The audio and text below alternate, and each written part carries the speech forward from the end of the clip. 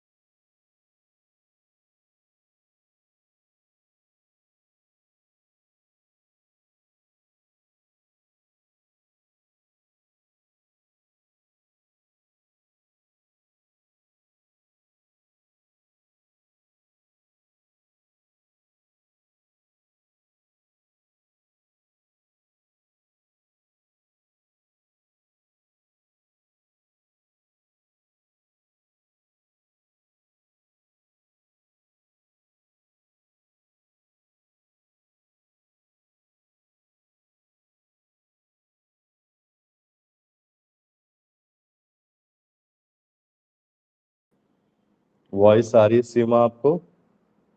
Yes sir, good morning. Morning Rinku. Kiran, voice आ रही है आपको?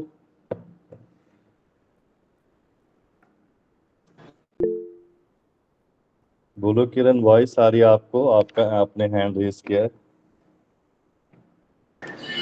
हाँ जी, आ रही है। एकदम ट्रैफिक में रहते हो किरण, आप कहाँ हो बेटा अभी? ऑन ड्यूटी हूँ सर। हम्म, यस। समझता हूँ। अब देखो, पिछला टॉपिक हमने क्या कवर किया था, किसी को याद है? हमने पिछले टॉपिक में बेटा किया था सिविल प्रोसीजर कोड, ठीक है ना? सिविल प्रोसीजर कोड करने के बाद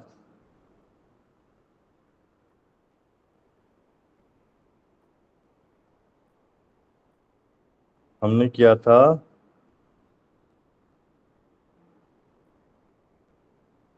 एक मिनट, ये लिमिटेशन, ये एक मिनट बेटा बस।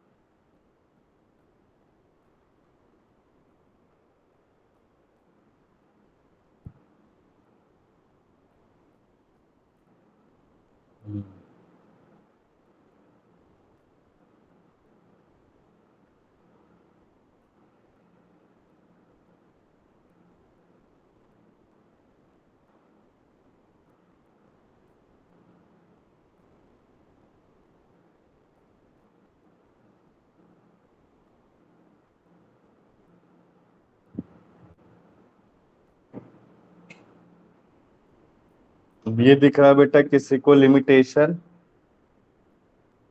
एक मिनट।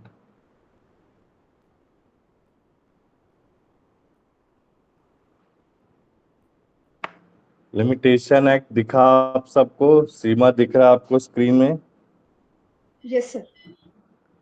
अब देखो, लिमिटेशन एक्ट बेसिकली एक टाइम पीरियड है, ठीक है ना? पिछली क्लास में मैंने आपको सिविल प्रोसीजर कोड समझाया था, उसके इंपॉर्टेंट सेक्शन मैं आपको आज क्लास के एंड में प्रोवाइड कर दूंगा, ठीक है ना? आज का जो टॉपिक है आपका criminal procedure code. Criminal procedure code के बारे में पढ़ेंगे हम कि क्रिमिनल प्रोसीजर कोड में compoundable, non compoundable, bail, non non bail, bailable offence, ठीक है ना? ये सारी चीजों को डिटेल में पढ़ेंगे। क्रिमिनल प्रोसीजर कोड थोड़ा सा लेंदी है आपका, क्योंकि उसमें जुनलाइल एक्ट आ गया आपका चाइल्ड लेबर के ऊपर, ठीक है ना? तो बेसिकली लिमिटेशन एक्ट मैंने पिछले क्लास में कराया था, इसको मैं आपके ग्रुप, आपके नंबर पे सेंड करवा दूंगा, ठीक है ना? इसको समझाना है कि नहीं समझाना है, बताओ बेटा आप।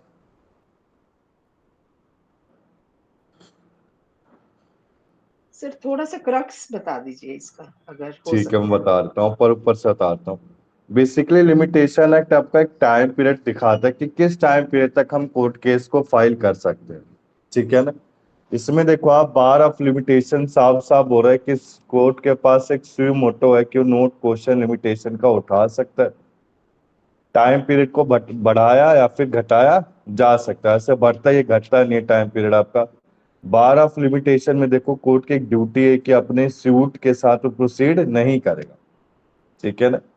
इसके बाद देखो एक डॉक्ट्रिन ऑफ सफिशिएंट कॉज, ये पढ़ के जाना आपको एक्सटेंशन। इसमें सेक्शन 5 क्या कह रहा है कि एक प्रिस्क्राइब पीरियड मेंशन किया गया सफिशिएंट कॉज के लिए, अगर उसमें कोई डिले होगी, बेसिकली कोई अपील है, एप्लीकेशन है जिसको एडमिट किया गया प्रिस्क्राइब पीरियड में, तो एक sufficient cause making such application this section is not applicable to the suits. कहने का मतलब है जो सफिशिएंट कॉजेज है वो कई बार आपका नॉट एप्लीकेबल टू सूट्स होता है। The court has no power to admit a time based suit, court के पास हैज नो पावर है कि टाइम बेस्ड सूट को एडमिट करे अगर उसके पास सफिशिएंट कॉज है किसके लिए, डिले के लिए। अब देखो क्या है आपका व्हाट इज सफिशिएंट कॉज।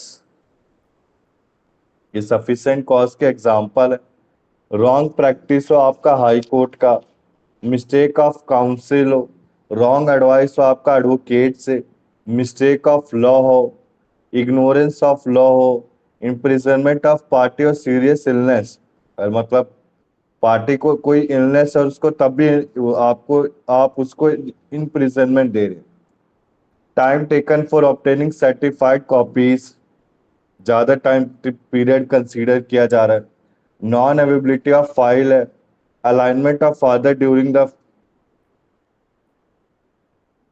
इसमें देखो आप क्या कह रहा है कि alignment of father during which the period defendant was looking after him has been held to sufficient and genuine cause. कहने का मतलब है कि फादर की किसी अलाइनमेंट की वजह से जो आपका केस है वो जेन्युइन है और सफिशिएंट है। अब इसमें बेसिकली देखो आप हमने सफिशिएंट कॉज के एग्जांपल को पढ़ लिया, ठीक है ना। सफिशिएंट कॉज ही ज्यादा पूछा जाता है। इसके बाद देखो पर्सन अंडर लीगल डिसेबिलिटी, क्या क्या पर्सन की लीगल डिसेबिलिटीज होती है सेक्शन 6 में। कोई पर्सन है जो सूट को इंस्टीट्यूट कर रहा है, फाइल अपील कर रहा है, एप्लीकेशन एक माइनर इंसेन इडियट का है। इसमें देखो जो सेक्शन है वो अप्लाई तभी होगा जब डिसेबिलिटी एग्जिट हो रही है, जब लिमिटेशन पीरियड स्टार्ट हो रहा है। कोई पर्सन डिसेबल्ड है किस टाइम पे, जब पीरियड स्टार्ट हुआ लिमिटेशन, और limitation period start only after the disability ceases. कहने का मतलब है कि हम कोर्ट केस को कब स्टार्ट कर देंगे, जब आपका पर्सन डिसेबिलिटी से सीज, यानी कि उसकी डिसेबिलिटी कम्स टू एंड होगी, ठीक है ना। उसकी डिसेबिलिटी जब खत्म होगी तभी हम लिमिटेशन पीरियड को स्टार्ट कर सकते हैं। फिर कह रहा है अगर मान लो एक पर्सन को एक से ज्यादा दो डिसेबिलिटी है तो लिमिटेशन पीरियड कब स्टार्ट होगा, जब सारी की सारी डिसेबिलिटी कम्स टू एंड हो जाएंगी। मान लो अगर एक डिसेबिलिटी कम्स टू एंड हो गई तो पर्सन कॉन्ट्रैक्ट का अगर कॉन्ट्रैक्ट हुआ अनदर डिसेबिलिटी से, तो कब देखो आप पीरियड ऑफ लिमिटेशन कब स्टार्ट होगा, डिसेबिलिटी के खत्म होने के बाद। और पर्सन अगर डाइज हो गया before disability the first period of limitation will be granted to the legal representative. कहने का मतलब है लिमिटेशन है कोर्ट केस का टाइम पीरियड दिया जाता है। इसमें हमने क्या पढ़ा पर्सन अंडर लीगल डिसेबिलिटी में कि जो आपका लिमिटेशन पीरियड है वो कब स्टार्ट किया जाएगा, जब आपकी डिसेबिलिटी कम्स टू एंड हो। फिर वो चाहे आपकी एक से ज्यादा हो या कांटेक्ट में एक हो, या फिर आपने आपका टाइम पीरियड बस स्टार्ट ही हुआ है किसका, लीगल डिसेबिलिटी का। अब देखो आप इसमें एग्जांपल से बताया कि मास्टर लिलीपुट एक माइनर था, पीरियड ऑफ लिमिटेशन उसकी स्टार्ट कब होगी, जब वो मेजोरिटी को अटेन करेगा। अगर मेजोरिटी अटेन करने से पहले वो इंसेन हो गया तो पीरियड ऑफ लिमिटेशन कब होगा, जब वो मेजोरिटी एंड सेन दोनों होगा तब उसकी लिमिटेशन पीरियड स्टार्ट होगा। यहां तक आया बेटा आपको समझ में? Yes sir. आ रहा है ना ये समझ में? अब देखो ये इजी टॉपिक है, कठिन है। जैसे ईजमेंट था ना बेटा आपका राइट टू यूज, वैसे सेम ये लिमिटेशन है। अब जो मैंने प्रोवाइड किया तो मुझे अच्छे लगे नहीं, तो मैं सिंपल जो बेयर एक्ट है ना विद सेक्शन नंबर वही पढ़वा रहा हूँ, ठीक है ना। आगे जितनी भी हम स्टडी करेंगे इसी पीडीएफ के फॉर्म में करेंगे। अब सेक्शन 7 आता है कि जब एक से ज्यादा पर्सन जॉइंटली लायबल है कोई सूट करने के लिए, तो उनका जो डिस्चार्ज है without concurrence of such person time will run against them all. मतलब कि उनका जो, अगर एक से ज्यादा ने सूट के लिए अप्लाई किया और एप्लीकेशन डाला है, तो इसमें जल्दी से डिस्चार्ज, जो डिफेंडेंट है उसको डिस्चार्ज नहीं मिलेगा। जब एक से ज्यादा मतलब जो आपका कोर्ट केस है वो थोड़ा बड़ा है, सिंपल सी बात है समझने की, तो उसमें डिस्चार्ज जल्दी से किसको नहीं मिलेगा, डिफेंडेंट को नहीं मिलेगा, या फिर उसकी जब तक डिसेबिलिटी कम्स टू एंड नहीं होती। सेक्शन 8 क्या है, देखो आप सेक्शन 8 में यही बता रखा है कि 3 इयर्स का टाइम पीरियड है, ठीक है ना। 3 इयर्स तक आप क्या कर सकते हैं, कोर्ट केस को फाइल कर सकते हैं। लिमिटेशन एक टाइम पीरियड को दिखाता है। जैसे सिविल प्रोसीजर कोड में हमने पढ़ा कि हम कैसे अप्लाई कर सकते हैं, एप्लीकेशन डाल सकते हैं, ठीक है ना। सेट ऑफ काउंटर क्लेम क्या होता है, री एप्लीकेशन रीजॉइंडर क्या होता है, तो ये सारी चीजें का कंबाइन क्या आपका लिमिटेशन। लिमिटेशन बस टाइम पीरियड की बात करता है और किसी चीज की नहीं। अब देखो कॉन्टिन्यूस रनिंग ऑफ टाइम में क्या बता रखा है, जब एक टाइम बिगन हो गया रन करने के लिए, तो कोई सब्सिक्वेंट डिसेबिलिटी या इनेबिलिटी स्टार्ट नहीं होगी। इसमें फिर लेटर ऑफ एडमिनिस्ट्रेशन चाहिए क्रेडिटर के लिए, डेटर के लिए, तभी आपका लिमिटेशन रिकवरी स्टार्ट होगी। अब देखो आप कॉम्पुटेशन ऑफ, ये बेटा मैंने ये बड़े अच्छे ये पढ़ लेना आप, ठीक है ना, कि पीरियड ऑफ लिमिटेशन कब स्टार्ट होगा। सूट के केस में जब पीरियड आपका बिगिन टू रन है, अपील के केस में जब पीरियड बिगिन टू रन है, प्रोनाउंसमेंट ऑफ जजमेंट में कोई एप्लीकेशन रिवीजन या रिव्यू के लिए डाला गया है, तो प्रोनाउंसिएशन ऑफ जजमेंट में, copy of degree order sentence judgement में, कोई एप्लीकेशन सेट एंड अवार्ड कर रखा है। याद करो हमने आर्बिट्रेशन कंसोलिडेशन में पढ़ा था फर्स्ट ईयर में, ये आर्बिट्रेशन का सेट असाइड कब होता है, जब आपका जो डीलिंग करी जा रही है वो इलीगल वे से करी जा रही है, ठीक है ना। तो the day on which the period begins to run, the day of obtaining the copy of award. अब अदर एप्लीकेशन में क्या होगा, period to begin run, clear. Death of party में हमने समझा, डेथ ऑफ पार्टी में कब होगा लिमिटेशन स्टार्ट, जब लीगल रिप्रेजेंटेटिव को दिया जाएगा, जब कम्स टू एग्जिस्टेंट होगा। आपका लिमिटेशन राइटिंग में ही होना चाहिए, ओरल नहीं होना चाहिए। वैलिड एक्नॉलेजमेंट के लिए क्या क्या चीजें जरूरी है, वैलिड एक्नॉलेजमेंट आपका फर्स्ट राइटिंग में होना चाहिए, एक्सेप्टेंस होना चाहिए, बिफोर लिमिटेशन पीरियड के बिफोर मेड एक्नॉलेजमेंट, या फिर before against made by the party against whom certain rights are claim. एक पार्टी से मेड किया गया जिसमें सर्टेन राइट्स को क्लेम किया गया, ठीक है ना बेटा, आ रहा है ना समझ में ये चीज। Yes sir. अब देखो effect of payment on account of डेब्ट और इंटरेस्ट ऑन लेगेसी। लेगेसी बेटा बेसिकली लेगेसी क्या है कि नॉट प्रॉफिट ऑर्गेनाइजेशन का टर्म है। लेगेसी कहने का मतलब है, लेगेसी होता है जो एनपीओ में काम करते हैं ना, चैरिटेबल ट्रस्ट में काम करते हैं, एनजीओ में, तो क्या करते हैं उनकी जितनी भी प्रॉफिट होता है या फिर इनका जो रिसिप्ट है, रिसिप्ट किसको दे दिया जाता है, लीगल हायर को उसके डेथ के बाद, तो लीगेसी उसे बोला जाता है। Legacy word is basically used for not for profit organisations. When there is a party died, his share distributed to the legal representative. This is called the legacy. Clear है यहां तक? बताओ बेटा, क्लियर है आपको? सीमा, किरण, यस क्लियर है sir. आपको? अब देखो आप बेसिकली जो आपका पे इंटरेस्ट ऑन लेगेसी है, सेक्शन 19 वो कहना क्या चाहता है, देखो समझेंगे। इंटरेस्ट और लेगेसी आपका मेड होना चाहिए प्रिस्क्राइब पीरियड से पहले ही पीरियड आपका बना होना चाहिए इंटरेस्ट ऑन लेगेसी। बेसिकली ये क्या होना चाहिए, अगर जिसको डेbt पे करने या फिर जो जिसने एजेंट हायर कर रखा है अपने बिहाफ पे, वो क्या पे करेगा, आपका लेगेसी पे करेगा। इसमें एक फ्रेश पीरियड ऑफ लिमिटेशन को कंप्यूट किया जाता है। अब देखो acquisition of ownership by possession. Acquisition of ownership में देखो आप, कोई अगर 20 इयर्स, ये बेटा हमने 20 इयर्स याद करो, ईजमेंट एक्ट में भी क्या था कि राइट टू यूज हम 20 इयर्स तक कर सकते हैं, उसके बाद नहीं कर सकते। तो basically acquisition of ownership by position में भी ये बता रखा है without interruption right to use हम कब तक कर सकते हैं 20 ईयर्स तक, और 30 ईयर्स तक कब, जब प्रॉपर्टी गवर्नमेंट से बिलोंग करती है। क्लियर है यहाँ तक? तो 20 such a period 20 years shall be the period of ending within the 2 years next before the institution of suit।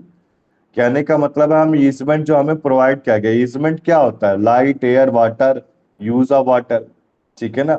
Road से हम जा रहे, मैंने सिखाया था आपको ईजमेंट क्या होता है। तो ईजमेंट विदाउट इंटरप्शन, किसी के दखल अंदाजी के बिना 20 साल तक यूज कर सकता हूँ, और वही प्रॉपर्टी अगर गवर्नमेंट से बिलोंग करती है तो मैं कितने तक कर सकता हूँ? 30 ईयर्स तक। क्लियर है यहाँ तक सीमा? आपको आगे चले हम। Yes sir. रिंकू आपको, तो रिंकू क्लियर है आपको? अब बेटा देखो, मैंने आपको नेक्स्ट पिछली क्लास में देवेंद्र थे तो उनको भी कहा था कि मैं आपको एक ये पीडीएफ भेजूंगा जिसमें पीरियड मेंशन होगा, आपको ये पढ़। हाँ सर क्लियर है। अब देखो ये बेसिकली आपको क्या है, ये आपको पढ़ना पड़ेगा अच्छे से। किस किस बेसिस पे? On the basis of MCQ, कि पीरियड ऑफ 30 ईयर्स कब होगा आपका लिमिटेशन, 12 ईयर्स कब होगा, 3 ईयर्स कब होगा, 1 to 3 ईयर्स कब होगा, 90 days to 10 days कब होगा, बिटवीन 90 to 10 days। ये गलत लिखा है, 90 to 10 नहीं होना चाहिए, 100 होना चाहिए, उन्होंने गलत लिख दिया। 90 दिन से 100 है। बताओ बेटा, दिखाई दे रहा है आपको सीमा स्क्रीन?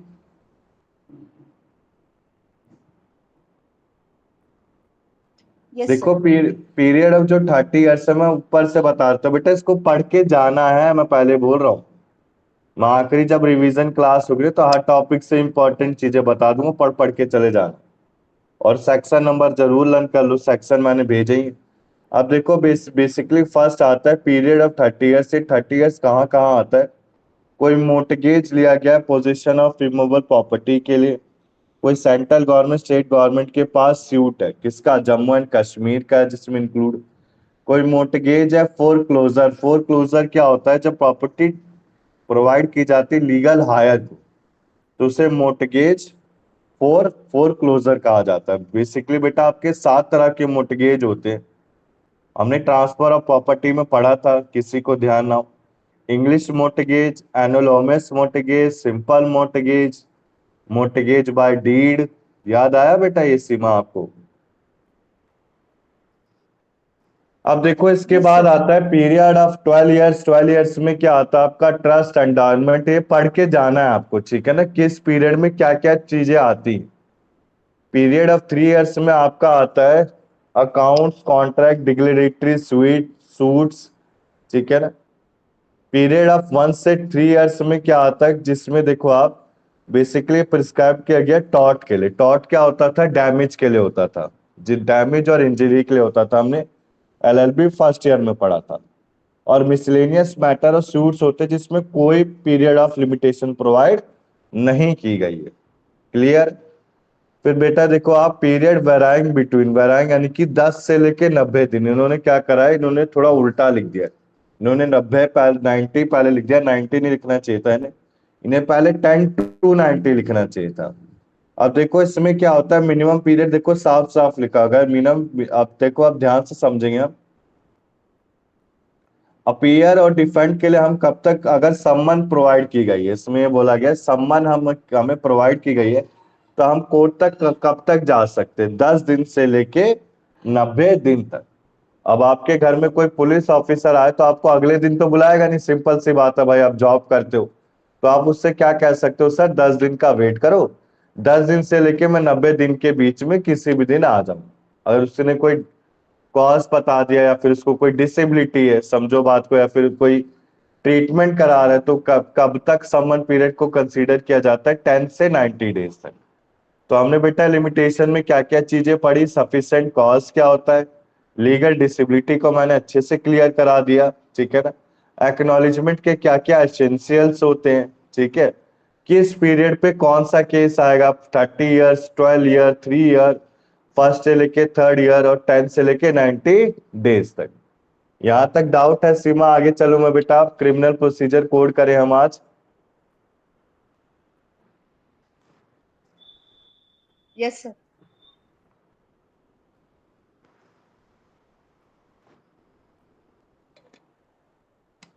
पेपर में आप मेरे नोट्स पढ़ के चले जाओगे ना, काफी हद तक पास हो जाओगे।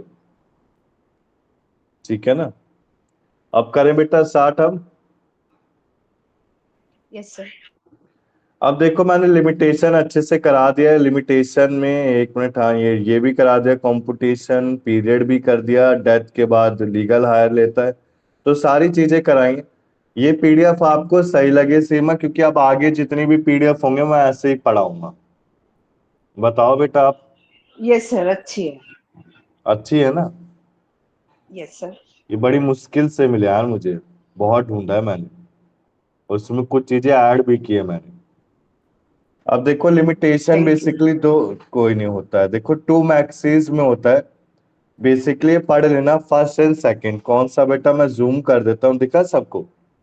एक तो देखो ये मैक्सिस कर पढ़ के जाना, जैसे एलएलबी फर्स्ट ईयर में लॉ ऑफ थॉट में था, सेम इसमें आ सकता है, तो इसको गो थ्रू अच्छे से करके चले जा। ठीक है ना। ये मैंने एलएलबी के उससे हेल्प ली है। ठीक है ना।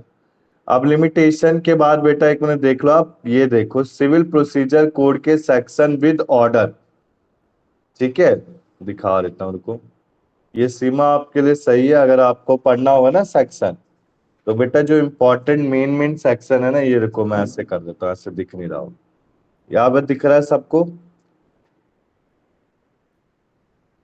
Stay of suit, rest yes. Judicata. ठीक है ना बेटा, लर्न करके जाने हैं ये सारी, इतनी मेहनत मैं ऐसे ही नहीं कर रहा हूँ, आप सबके लिए कर रहा हूँ। ठीक है ना। तो ये सारी चीजें आपको पढ़ के जानी है। बेशक मैंने स्क्रीनशॉट ही लिया है, पर बड़ी मुश्किल से मिलते हैं यार ये सारी चीजें। सेक्शन देखो 96 से 1112 अपील का है, जो रेड में है ना हेडिंग, ब्लू में हेडिंग, उसको तो लर्न ही करना है। 113 से 115 तीन है। फिर बेटा ऑर्डर से याद है ना, ऑर्डर होते क्या है। ऑर्डर बेसिकली आपको पढ़ के चले जाने, क्या पता ये ब्लैक में ऑर्डर दे दे। आ रहा है ना समझ। जैसे यस इशू सर। और सर्विस और सम्मन का ऑर्डर क्या है, तो आप इजिली बोल सकते हो 5। इसमें क्या रूल पढ़ने जरूरी है, नहीं रूल जरूरी नहीं है, बस ऑर्डर पढ़ के चले जाओ। ठीक है। Yes sir. आ गया ना बेटा समझ में। कोई दिक्कत, प्लांटी में दिखा देता हूँ, एक बार देख लो आप फास्ट से, मैं दिखा देता हूँ। अच्छे हैं काफी। ठीक है ना। रिव्यू रेफरेंस सब है इसमें। अपील है, दिखा ना बेटा अपील का 42। चार तरह की अपील की थी हमने, first appeal, second appeal, appeal from order, appeal from supreme court. ठीक है ना। चार तरह, टेम्पोररी इंजंक्शन, इंटरकुलेटरी ऑर्डर्स, ये सब पढ़े थे हमने सिविल प्रोसीजर कोड। ठीक है ना बेटा। अभी अब ये देख लिया सबने, अब मैं आगे चलूं। ये मैं आपको क्लास के एंड में प्रोवाइड कर दूंगा। ठीक है ना। अब देखो बेसिकली आपका आता है क्रिमिनल प्रोसीजर कोड। अब जो क्रिमिनल प्रोसीजर कोड है बेसिकली बेटा, इससे काफी थोड़ा सा लेंथी है। ठीक है ना। फिर इसके बाद जो आपका रह जाएगा ज्यूरी प्रिडिक्शन है, लीगल थ्योरी, टैक्सेशन लॉ, और आपका रह जाएगा लास्ट इंटरप्रिटेशन ऑफ स्टैट्यूज। तो जो इंटरप्रिटेशन ऑफ स्टैट्यूज है, इसको मैं जल्दी से जल्दी कराने की कोशिश करूंगा, और लीगल थ्योरी को। फिर आपका एक टैक्स मेन बड़ा रह जाएगा, थोड़ा लेंदी है। तो बेसिकली क्रिमिनल प्रोसीजर कोड में हम पढ़ेंगे क्या, इसको दिखा देता हूँ एक बार। क्या क्या पढ़ना है ये बेटा काफी अच्छे से समझाया है, मतलब आप जब एडवोकेट बन जाओगे ना, तो इस पीडीएफ को तब तक रखे रहना आप अपने पास। ठीक है ना। तो बेसिकली मैं दिखा देता हूँ इसमें क्या क्या पढ़ना है आपको। एक मिनट, इसको मैं स्पीड में कराऊंगा क्योंकि ये 74 पेजेस है। अगर मैं एक क्लास में 25 पेजेस कराऊंगा तभी आपका हो पाएगा। ठीक है ना। आ गया ना सीमा समझ में आपको। Yes sir. एक और है मेरे पास, रुको मैं देता हूँ। पर यार उसमें क्या है ना, मैं दिखा देता हूँ आखिरी में जो आपका सिलेबस है ना, उसमें जुनाइल नहीं है, ये दिखाता हूँ। हाँ, उसमें एक तो ये प्रोबेशन ऑफ ऑफेंडर एक्ट नहीं है, इसी के लिए मैंने इसको कंसीडर किया है कि आप पढ़ लो इससे घर पे एक बार। ठीक है ना। और दिखाता हूँ ये एक मिनट बस। हाँ, जुनाइल जस्टिस एक्ट 2015। ठीक है ना। ये आपका उसमें नहीं है। जो पीडीएफ एक और प्रोवाइड करूंगा उसको दिखा देता हूँ मेरे को, पीडीएफ को। तो बेसिकली मुझे अच्छा लगा चाइल्ड लेबर पे बेटा, ठीक है ना, का चाइल्ड के ऊपर जो टॉर्चर किए जाते हैं उसके ऊपर है, ठीक है ना, जुनाइल एक्ट।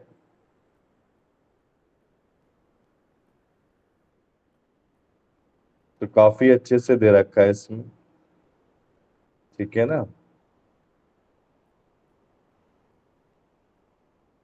तो स्टार्ट करूं बेटा मैं फिर अब। Yes, sir. अब देखो बेसिकली आपका क्या क्या आता है, स्टार्टिंग से पढ़ते हैं हम। क्रिमिनल प्रोसीजर कोड में क्या क्या चीजें आती हैं, सबसे पहले लॉ से स्टार्ट करते हैं। एक आपका सब्सटेंटिव लॉ होता है और एक आपका प्रोसीजर लॉ होता है। सब्सटेंटिव लॉ में क्या आता है, आईपीसी आता है, इंडियन पेनल कोड आता है, जिसमें ऑफेंस एंड पनिशमेंट की बात की जाती है। इसके बाद आता है प्रोसीजर कोड। प्रोसीजर कोड किस में आता है, सीआरपीसी। सीआरपीसी क्या है बेटा, क्रिमिनल प्रोसीजर कोड। ये basically state of punishing punish करता है, मतलब पनिशमेंट दी जाती है इसमें, ठीक है ना। अब देखो हायरार्की समझा रखा है क्रिमिनल कोड का, ठीक है ना। क्रिमिनल कोर्ट में क्या क्या हायरार्की है देखो आप। हमने पढ़ा सबसे पहले सुप्रीम कोर्ट होता है, फिर हाई कोर्ट, मतलब एक स्टेज बता रखा है बेटा, ठीक है ना, कि सुप्रीम कोर्ट, हाई कोर्ट और सेशन कोर्ट में कौन कौन जस्टिस बैठते हैं, ठीक है ना। जो डिग्री या जजमेंट देते हैं उन्हें जस्टिस बोला जाता है। तो ध्यान से समझो आप, सुप्रीम कोर्ट में हाई कोर्ट आ गया, सेशन कोर्ट आ गया। अब असिस्टेंट सेशन जज में देखो, एक तो चीफ मेट्रोपॉलिटन मजिस्ट्रेट आएगा, इसमें metropolitan magistrate, special metropolitan magistrate आता है। फिर आता है आपका चीफ जुडिशियल मजिस्ट्रेट, इसमें सब डिविजनल जुडिशियल मजिस्ट्रेट और judicial magistrate of second class. इसको पढ़ लेना, मतलब एक एब्सेंट, एक को अगर दूसरे से हेल्प लेनी है मेट्रोपॉलिटन को तो स्पेशल के पास जाएगा, ठीक है ना। सेम फर्स्ट क्लास को हेल्प लेनी है तो फर्स्ट अगर अवेलेबल नहीं है तो सेकंड प्रोवाइड देगा डिसीजन। आ गया ना यहाँ तक समझ। तो देखो आप बेसिकली बेटा सुप्रीम कोर्ट में होता क्या है, जो जस्टिस है ना, जस्टिस लीव पे है। अब लीव पे वो हॉलीडे में भी जा सकता है, उसको कोई ट्रीटमेंट करानी, उसको कोई डिजीज है, तो उसकी जगह कोई सेकंड क्लास मजिस्ट्रेट बैठता, वही ये समझा रखा है इसमें, ठीक है ना। या फिर कोई मेट्रोपॉलिटन मजिस्ट्रेट की एब्सेंस में कौन बैठेगा, स्पेशल मजिस्ट्रेट, मेट्रोपॉलिटन मजिस्ट्रेट को सिटिंग दी जाएगी। क्लियर है बेटा, आगे चलूं मैं, बताओ सीमा, आगे चले हम। Yes. Yes, sir. आज की क्लास में थोड़ा बेसिक ही कराऊंगा, बच्चे हैं भी नहीं आज, देवेंद्र भी नहीं। तो देखो हायरार्की को कुछ ऐसे फॉलो कर रखा है, supreme court, high court, court of session आता है, फिर कोर्ट ऑफ सेशन के बाद chief judicial magistrate, chief metropolitan magistrate, first class, second class और सेकंड क्लास आता है। अब इसके बाद देखो बेटा, ऑफेंस आपको पता ही कितने तरह के होते हैं, बेलेबल, नॉन बेलेबल, कौन से ऑफेंस होते हैं, इसके एग्जांपल दे पाओगे क्या सीमा आप कुछ, बेलेबल नॉन बेलेबल ऑफेंस के। सर बेलेबल जिसमें बेल हो सकती है, जो राइट है एक्यूज्ड का बेल लेना, और हम्म। नॉन बेलेबल जो थोड़े हार्श क्राइम होते हैं उसमें जैसे बेल नहीं बेलेबल का एग्जांपल दे सकते हैं, हमने थेफ्ट किया बंदे ने, ठीक है ना, कोई थेफ्ट किया है, या चेन की स्नेजिंग की, गोल्ड चेन स्नेजिंग की है, उसने चोरी की है, ठीक है ना। नॉन बेलेबल में आपका एग्जांपल क्या आ सकता है, नॉन बेलेबल में आ सकता है आपका एग्जांपल, जैसे कि किसी ने किसी का मर्डर किया है, ठीक है ना, रेप किया है, तो उसमें बेल जल्दी नहीं मिलती। कॉन्गुजाइबल और नॉन कॉन्गुजाइबल ऑफेंस में क्या डिफरेंस है, बेसिकली आपका अरेस्ट किया जाता है विदाउट वारंट के, ठीक है ना, बट मैंने आपको बताया था कोई भी आप ऑफेंस करेंगे तो आपको अपीयरेंस दिलाई जाएगी जस्टिस के पास विद इन 24 आवर्स तक। अगर एक दिन के अंदर अगर आपको मजिस्ट्रेट के पास नहीं ले जाया गया तो आपको क्या कर दिया जाएगा, आपको बेल प्रोवाइड कर दी जाएगी। क्लियर है ना, यह चीज हमने पढ़ रखी है, ठीक है ना बेटा। Yes sir.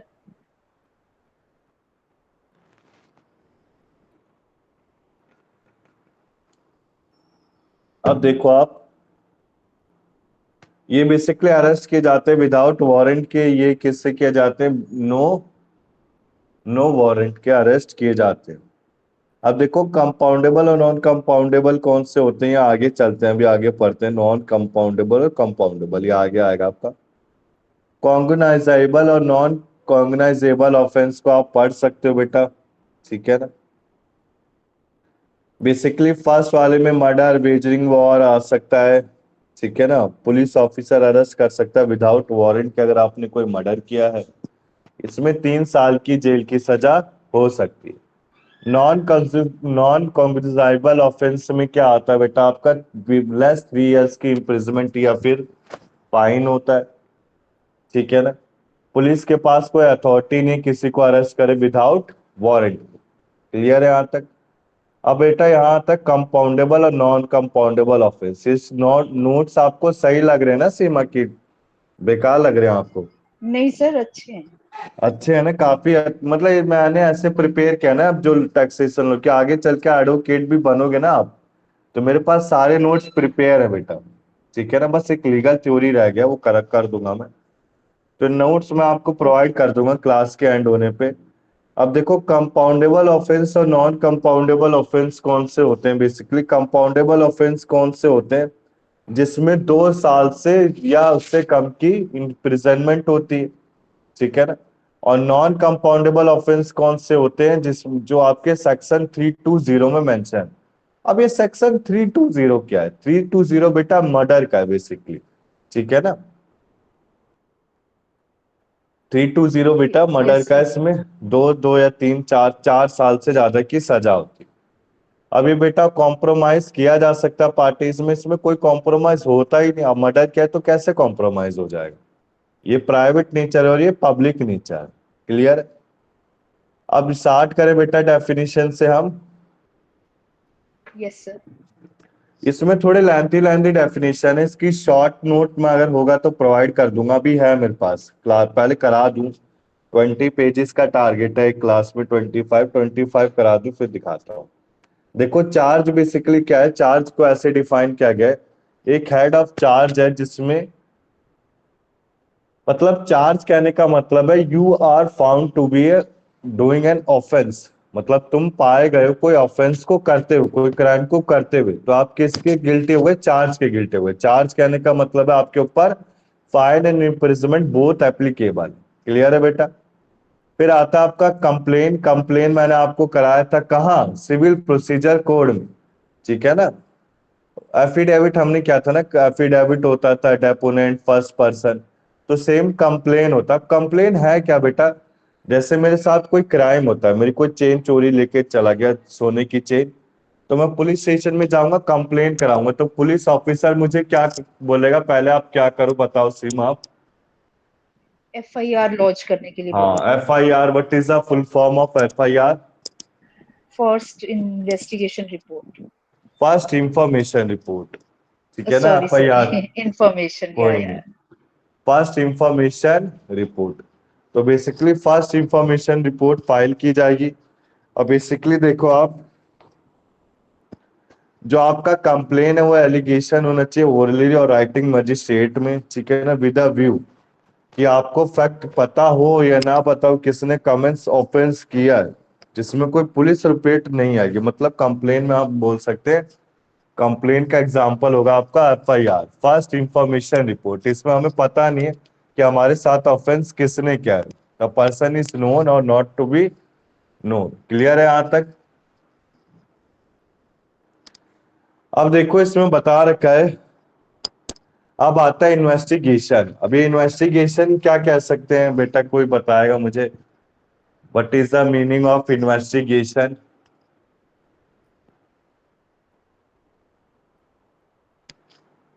बताओ Seema, what is the meaning of investigation? Sir. जब कोई FIR लॉन्च होती है तो वो पुलिस जो जांच करना सारी सर। इन्वेस्टिगेशन करती हाँ है। वेरी गुड, चार्ज करना, इन्वेस्टिगेट। हाँ जी, हाँ जी। करेक्ट है। अब ये इन्वेस्टिगेशन है क्या? मतलब इन्वेस्टिगेशन में क्या होता है? मतलब पुलिस फॉर्मल में भी इन्वेस्टिगेट कर सकते हैं कि इनफॉर्मल में भी? कैसे कर सकते हैं इन्वेस्टिगेट?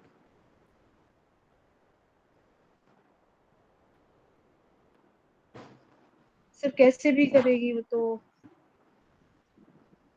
वो सारे एविडेंसेस कलेक्ट करेगी या उससे सारी छानबीन करेगी और रिपोर्ट तैयार करनी होती है ना पुलिस को, तो वो सारा कलेक्ट करेगा सारा ही रिपोर्ट बनाने के लिए। अब बेसिकली देखो, आपका investigation include also the evidence. हमने लॉ ऑफ एविडेंस पढ़ रखा है बेटा, ठीक है ना। अब इन्वेस्टिगेशन क्या है आपका, एविडेंस भी इंक्लूड करता है। जो कौन एविडेंस कंडक्ट कराएगा, पुलिस ऑफिसर या कोई और पर्सन, किस बिहाफ पे, मजिस्ट्रेट के बिहाफ पे। अब इन्वेस्टिगेशन में कहने का मतलब है प्रोसीडिंग किस किस की होगी, डिस्कवरी और अरेस्ट ऑफ सस्पेक्ट की होगी, कलेक्शन ऑफ एविडेंस की होगी, एग्जामिनेशन ऑफ पर्सन की होगी, या फिर search and seize of places things that consider necessary. कहने का मतलब है बेटा, कोई क्राइम सीन होता है तो वहां पे जैसे खून के धब्बे होते हैं, कुछ होते हैं, तो बोल दिया जाता है कि कोई भी बंदा यहाँ पे नहीं जाएगा, वहां पे बैरिकेड लगा दिए जाते हैं, ठीक है ना। तो बैरिकेड लगाने का मतलब क्या होता है, बेसिकली उस प्लेस को सीज कर दिया गया, ठीक है ना। तो इन्वेस्टिगेशन में हमने पढ़ लिया, सबसे पहला आपका क्या आएगा, डिस्कवरी आएगा, अरेस्ट आएगा, ठीक है ना। डिस्कवरी अरेस्ट के बाद क्या आएगा, इंस्पेक्शन आएगी, ठीक है ना। अब देखो पुलिस रिपोर्ट में क्या क्या आता है। पुलिस रिपोर्ट में बेसिकली आपका आता है पुलिस रिपोर्ट करना। मैंने क्या कर दिया, पुलिस रिपोर्ट कराई तेरे खिलाफ। पुलिस रिपोर्ट कहने का मतलब है, police report include the both thing. First one is FIR and the second one are statement showing all the showing, मतलब एक ऐसा स्टेटमेंट जो आपके लिए चार्ज लायबल होगा, ठीक है ना। कहने का मतलब हम बोलते नहीं किसी पर्सन से मैंने तेरे खिलाफ रिपोर्ट लिखवा रखी है। रिपोर्ट में क्या क्या आता है, सबसे पहले आपका एफआईआर आता है, दूसरा एक चार्ज भी आ जाता है। चार्ज कहने का मतलब है अगर आप उस चीज के लिए हेल्ड लाइबल है किसी ऑफेंस के लिए, तो आपको क्या होगा, पनिशमेंट दी जाएगी, ठीक है ना। फाइन या फिर इम्प्रिजनमेंट के लिए एप्लीकेबल आप होंगे ही होंगे। यहां तक क्लियर है बेटा, आगे चलूं मैं। पुलिस रिपोर्ट आया समझ में, यस इसमें सर। चार्ज शीट एंड चालान बहुत आता है। अब देखो टाइप ऑफ पुलिस रिपोर्ट में क्या क्या आता है। सबसे पहला अरेस्ट रिपोर्ट। अब ये अरेस्ट रिपोर्ट क्या होता है, अरेस्ट रिपोर्ट कहने से मतलब है कि हम सम्मन को अरेस्ट कह सकते रिपोर्ट, या फिर वारंट को, ठीक है ना। सम्मन एंड वारंट बोथ, सम्मन बेसिकली है नहीं, सम्मन को इंक्लूड नहीं करेंगे। उसका रीजन क्या है, सम्मन तो अपीयरेंस है किसके लिए, कोर्ट के लिए, बट वारंट को हम ऐड कर सकते हैं। अरेस्ट रिपोर्ट में क्या ऐड हो जाएगा, आपका वारंट हो जाएगा। तो बेसिकली एक ऐसा रिपोर्ट होता है, अरेस्ट रिकॉर्ड होता है जिसमें सारी एलिगेशन और चार्जेस होते हैं अगेंस्ट द इंडिविजुअल। इसमें फिंगरप्रिंट की डिटेल भी इंक्लूड होती है अरेस्ट रिपोर्ट, ठीक है ना। अब इसमें बेल अमाउंट भी होता है, अगर जज एस्टेब्लिश करेगा कि आपको बेल देनी है कि नहीं देनी। इसके बाद देखो इन्वेस्टिगेट रिपोर्ट्स में क्या क्या आता है। इन्वेस्टिगेट रिपोर्ट में सपोज एक केस ओपन किया गया पुलिस रिपोर्ट से, तो इन्वेस्टिगेशन प्रोसेस कंडक्ट किया जाएगा पुलिस इन्वेस्टिगेटर से। इसमें राइट ऑफ इन्वेस्टिगेटिव रिपोर्ट कहने का मतलब है, अब इन्वेस्टिगेटिव रिपोर्ट है क्या, जैसे किसी ने किसी पर्सन का, फर्स्ट पर्सन है सेकंड पर्सन का क्राइम किया, तो पुलिस ऑफिसर, देखो सबसे पहली बात तो पुलिस ऑफिसर किसी कोर्ट से अप्रूवल नहीं लेते, वो अपने सीनियर से लेते हैं, ठीक है ना। सीनियर से इन्वेस्टिगेशन के लिए अप्रूवल लेते हैं कि हम क्या इन्वेस्टिगेशन करा सकते हैं। अगर आपका क्राइम सीन बड़ा है, क्राइम आपका बहुत बड़ा है, तो उसमें आपका क्या आ जाता है फिर, सीआईडी इंक्लूड, वो स्पेशल फोर्सेस इंक्लूड हो जाती हैं, ठीक है ना। जैसे सीआईडी हो गया, जब आपका क्राइम सीन उसमें पता नहीं चल रहा सस्पेक्ट है कौन, तो उस चीज में हम क्या करते हैं, सीआईडी को इन्वॉल्व कर देते हैं। तो बेसिकली इन्वेस्टिगेटिव रिपोर्ट क्या होता है, जब पुलिस ऑफिसर अपने सीनियर से परमिशन लेने के बाद इन्वेस्टिगेशन को स्टार्ट कर देती है। यहां तक क्लियर। किसके बिहाफ पे इन्वेस्टिगेशन स्टार्ट करती है, डिफेंडेंट पर्सन के बिहाफ पे, कहां पे, आउटसाइड द प्लेस, ठीक है ना। यहां तक क्लियर है, आगे चलूं मैं। यस जैसे सर। कि इसमें बता रखा है ट्रैफिक रिपोर्ट, एक पुलिस ट्रैफिक रिपोर्ट क्या स्टोर करता है कि वायलेशन हुआ ड्राइवर से। अब बेटा आप सबने कभी ना कभी ट्रैफिक रूल को तो ब्रेक किया ही होगा, मैं मान ही नहीं सकता ऐसा कोई जिसने कभी किया ही ना हो। कि सबने रेड लाइट जंप तो की होगी, ठीक है ना। तो रेड लाइट जंप क्या आपका वायलेशन है ट्रैफिक का। अगर आपको कोई ट्रैफिक का ऑफिसर पकड़ता है, कोई पुलिस ट्रैफिक डिपार्टमेंट से पकड़ता है, तो आपसे क्या मांगेगा, वो आपसे इन्वेस्टिगेट करेगा। वो जो आपसे मांग रहे हो क्या, इन्वेस्टिगेशन रिपोर्ट है। उसमें आपकी पर्सनल डिटेल जैसे कि लाइसेंस, ड्राइविंग लाइसेंस, ठीक है ना, ये सारी चीजें मांगते हैं। कार का नंबर क्या है, कार की इंश्योरेंस दिखाओ, पोल्यूशन दिखाओ, तो क्या इन्वेस्टिगेट रिपोर्ट है। अब इसके बाद आता है सप्लीमेंट पुलिस रिपोर्ट। अब ये सप्लीमेंट पुलिस रिपोर्ट है क्या? देखो, अगर पुलिस रिपोर्ट को सप्लीमेंट कहने का मतलब है अगर पुलिस रिपोर्ट को रिवाइज करना है। इसका एग्जांपल अभी समझते हैं। बेसिकली देखो पुलिस रिपोर्ट को रिवाइज करना और ऑफिसर को रिक्वेस्ट करनी है एडिशनल रिपोर्ट की। सपोज एक क्राइम सीन हुआ बेटा, क्राइम सीन में हुआ क्या है, जो पर्सन है, जो पुलिस ऑफिसर, उसने फोटो तो क्लिक कर दिया, वो फोटो क्लियर नहीं आ रही, विजिबल नहीं। तो क्या होगा, उसको दोबारा से बोला जाएगा कि आप ऐसा करिए, फोटो दोबारा से क्लियर फोटो करिए, तभी आपकी जो रिपोर्ट है वो क्लियर मानी जाएगी, रिपोर्ट को वैलिड माना जाएगा, ठीक है ना। तो बेसिकली यही बता रखा है, एक्सीडेंट अगर नाइट में हुआ, कोई भी फोटो टेकन की गई है और वो क्लियरली शो नहीं हो रही डिटेल ऑफ एक्सीडेंट की, तो इसमें एक एडिशनल सप्लीमेंट्री पेजेस को ऐड किया जाएगा कि क्या है कि इसमें कोई अल्टरेशन नहीं की गई है और एक ओरिजिनल रिपोर्ट के लिए फिर से डिमांड की जाएगी। ओरिजिनल रिपोर्ट यानी कि दोबारा से फोटो खींचने के लिए बोला जाएगा। क्लियर है बेटा, आगे चलूं मैं? यस बताओ सर। सीमा, आ यस रहा है सर। ना समझ में? Yes sir. इजी टॉपिक है, कठिन नहीं है, बच्चों वाला टॉपिक है, इतना कठिन नहीं है। कठिन आपका क्या है, जूरी पिटिशन और लीगल चोरी। अब देखो विटनेस रिपोर्ट क्या आता है। बेसिकली विटनेस रिपोर्ट में पुलिस इंटरव्यू किया जाता है ट्रैफिक एक्सीडेंट से।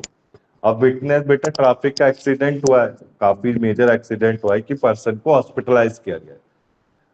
अब उधर राह चलते हुए किसी पर्सन ने विटनेस दे दिया, तो उसे क्या बोला जाएगा, विटनेस रिपोर्ट बोला जाएगा। यहां तक क्लियर? इसमें मैं एक एग्जांपल से बताता हूं, जैसे कि बेटा देखो, आप एक बिग प्लैंक एरिया है विटनेस का, मतलब भीड़ जमी हुई है। उन्होंने सबने ट्रैफिक एक्सीडेंट और इंजरी रिपोर्ट दी है, किसको, पुलिस ऑफिसर को। तो ये जो big plank area of witness है, ये बेसिकली क्या है, विटनेस की रिपोर्ट है। विटनेस यानी कि काफी सारे विटनेस है।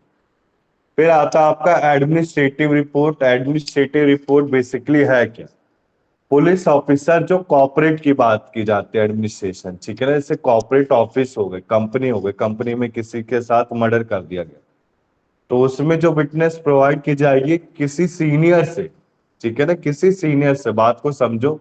तो उससे क्या बोला जाएगा, एडमिनिस्ट्रेटिव रिपोर्ट बोला जाएगा। अब ये रिपोर्ट आपका इंक्लूड होता है जिसमें duties, budget item, other thing, सब कुछ इंक्लूड होता है। यहां तक क्लियर है बेटा, आगे चलूं मैं?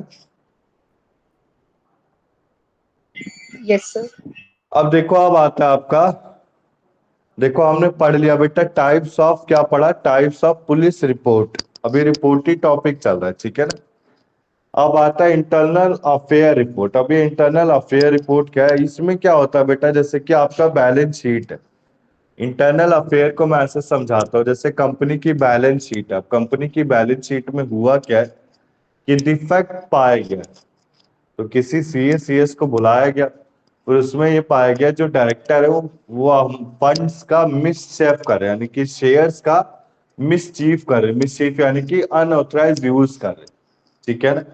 तो इसमें क्या पाया जाएगा बेटा, एक इंटरनल अफेयर रिपोर्ट मंगाई जाएगी। इंटरनल अफेयर यानी कि प्रीवियस ईयर के प्रॉफिट एंड लॉस और बैलेंस शीट की डिमांड की जाएगी।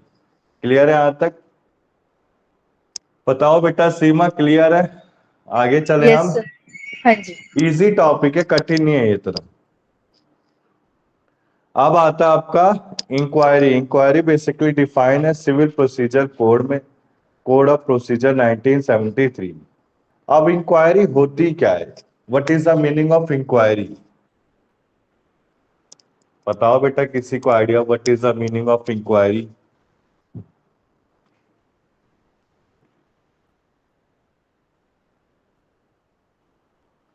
बताओ बताओ Seema, what is the meaning of inquiry?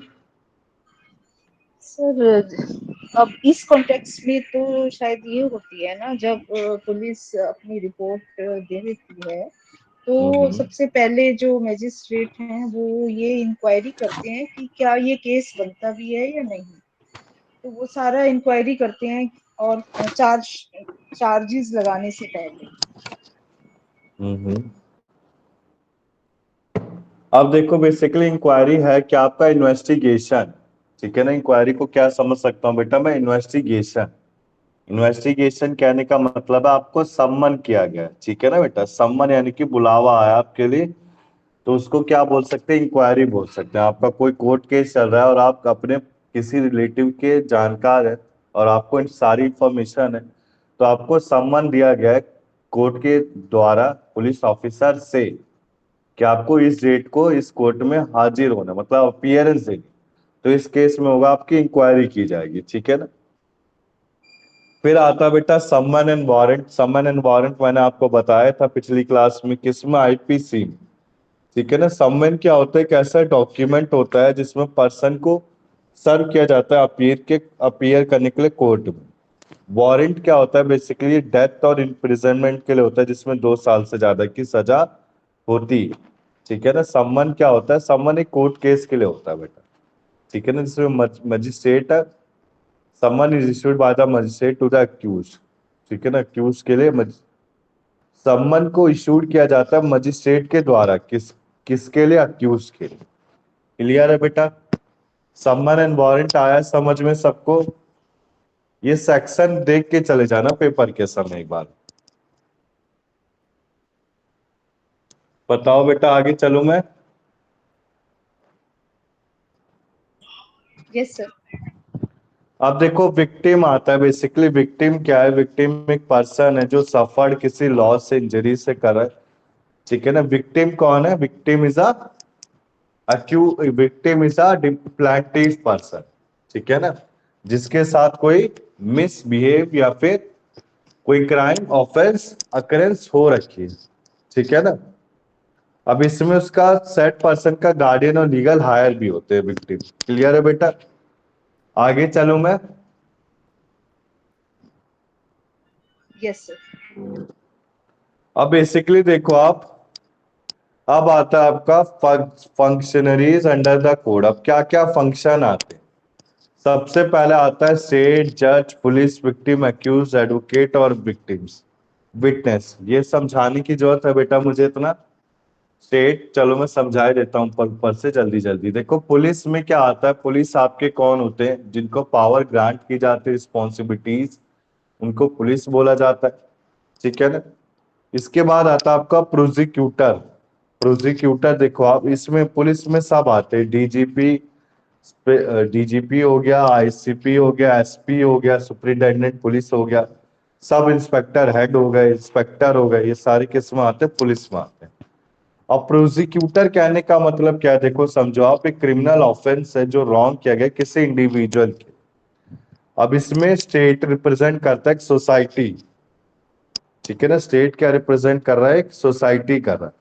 अब ये स्टेट का एक ट्रायल है पब्लिक प्रोसिक्यूटर के लिए, असिस्टेंट पब्लिक प्रोसिक्यूटर के लिए।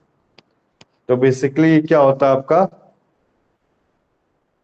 प्रोसिक्यूटर, ठीक है ना।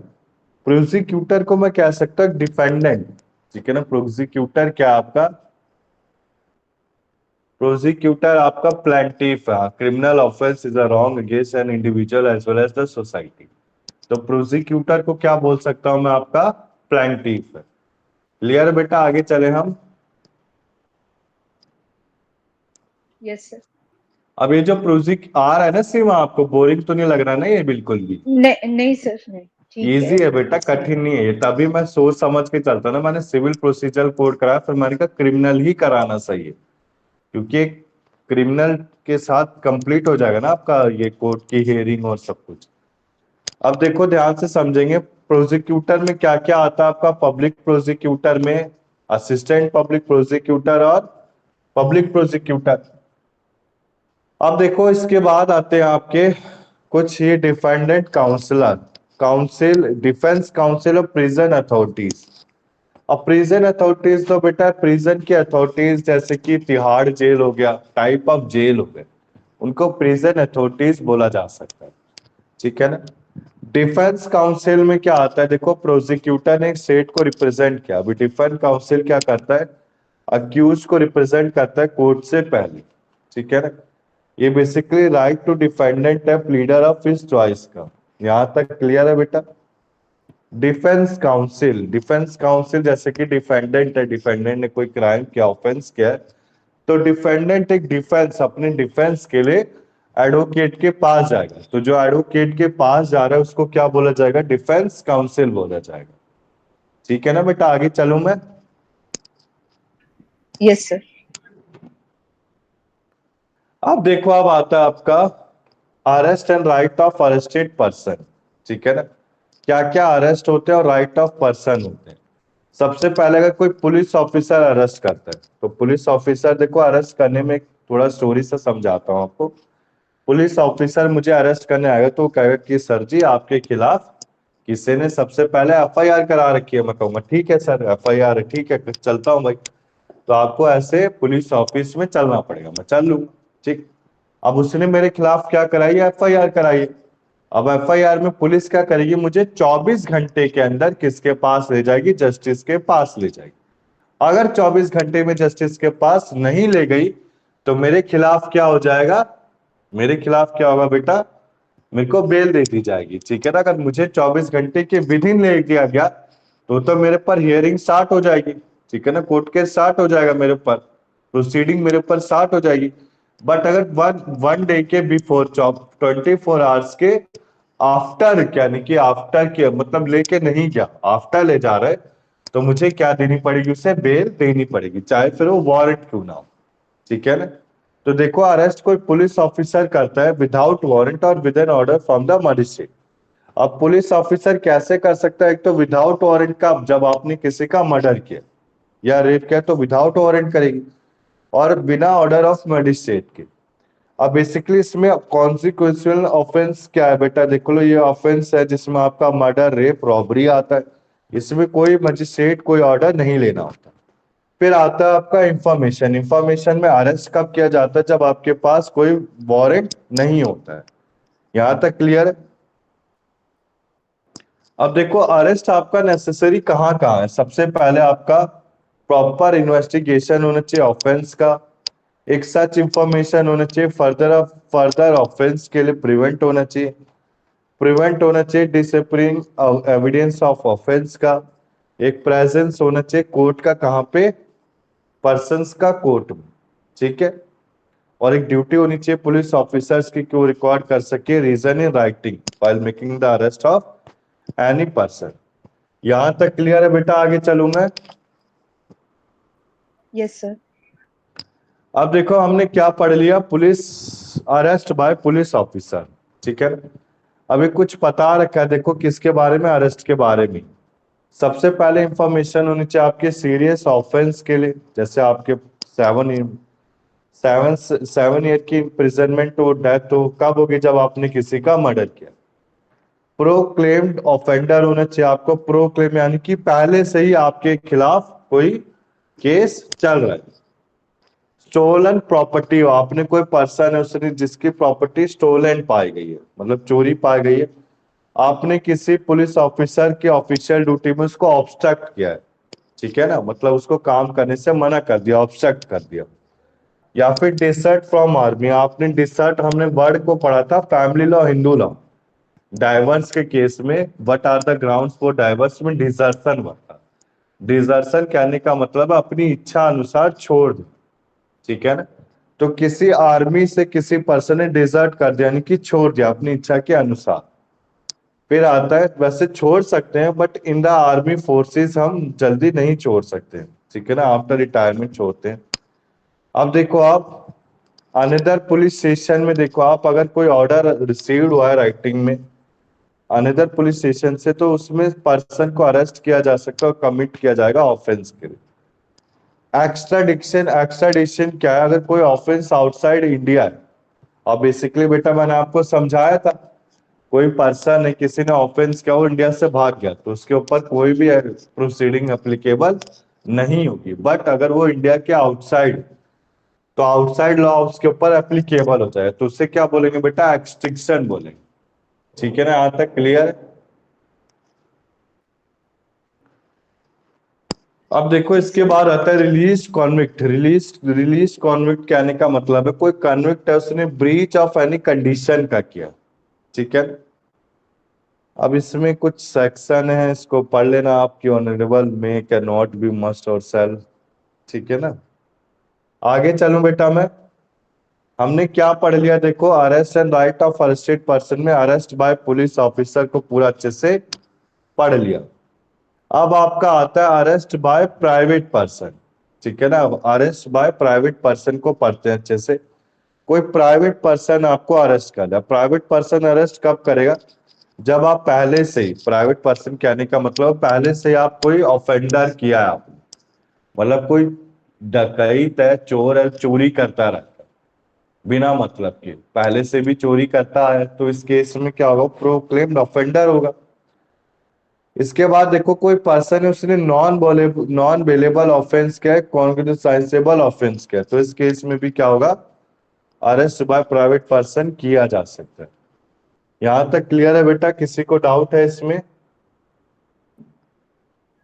No sir. अब देखो आप अरेस्ट बाय मजिस्ट्रेट, अब मजिस्ट्रेट के बिहाफ पे कब अरेस्ट किया जा सकता है, देखो आप सबसे पहले एक प्रोविजन है जिसमें बोला गया है सेक्शन 44 में, section 43 arrest by private person का, 44 का अरेस्ट बाय मजिस्ट्रेट। अब मजिस्ट्रेट कब अरेस्ट कर सकता है, जब मजिस्ट्रेट के प्रेजेंस में आपने कोई ऑफेंस किया। जैसे मजिस्ट्रेट यानी कि मैं कोर्ट रूम में हूँ और मैंने कोर्ट रूम में किसी का चेन चुरा लिया और मजिस्ट्रेट ने मुझे देख लिया सीसीटीवी कैमरा से, मैंने किसी का पर्स थेफ्ट कर लिया, किसी का मोबाइल थेफ्ट कर लिया, किसी की रिंग थेफ्ट कर ली, किसी की वॉच थेफ्ट कर ली in the presence of magistrate, तो इस केस में क्या होगा, मुझे मजिस्ट्रेट अरेस्ट कर सकता है। या फिर मैंने कोई ऑफेंस किया लोकल ज्यूरिडिक्शन में, लोकल ज्यूरिडिक्शन कहने का मतलब है ज्यूरिडिक्शन क्या, आपका कोर्ट केस चल ही रहा है उसके विधिन क्या, जैसे लोक अदालत में हो गया, या फिर हमने जो क्लर्क बैठे होते हैं उसमें कोई ऑफेंस किया, तो उसको क्या बोलेंगे, अरेस्ट बाय मजिस्ट्रेट बोलेंगे। यहां तक क्लियर है बेटा, आगे चलूं?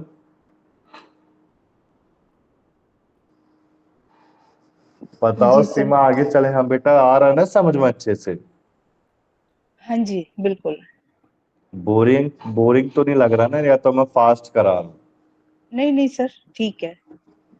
अब देखो आप, फिर आता है आपका अदर प्रोविजन है, जैसे सेक्शन 50 क्या कहना चाहता है, कोई भी पर्सन है उसको ऑथराइज किया जाएगा, अरेस्ट करा जाएगा पर्सन को बिना किसी वारंट के, अगर उसने कोई सा भी ग्राउंड को फॉलो किया है जो आपके ऊपर मेंशन है। पुलिस ऑफिसर की ड्यूटी वो रिफ्यूज नहीं कर सकता है। पुलिस ऑफिसर को ऑथराइज किया गया सबऑर्डिनेट को कि अरेस्ट करेगा किसी भी पर्सन को विदाउट वारंट। ठीक है, यहां तक क्लियर है? या फिर पुलिस ऑफिसर ने बिना नोटिफिकेशन के किसी को भी अरेस्ट करवा रहा। अब राइट ऑफ अक्यूज में देखो आप, अब right of accused, right to be release, ये सारे राइट हैं।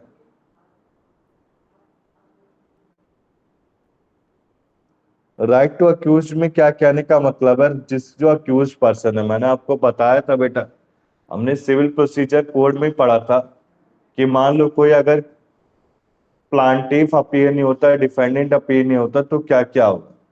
सबसे पहले आप समझो, आप अगर आपने मजिस्ट्रेट में अपीयर होने से पहले कोई नेसेसरी डिले नहीं किया, मतलब विदाउट नेसेसरी डिले, तो बेसिकली विदाउट अ वारंट ये प्रोड्यूस कर सकता है अरेस्टेड पर्सन को विदाउट नेसेसरी डिले।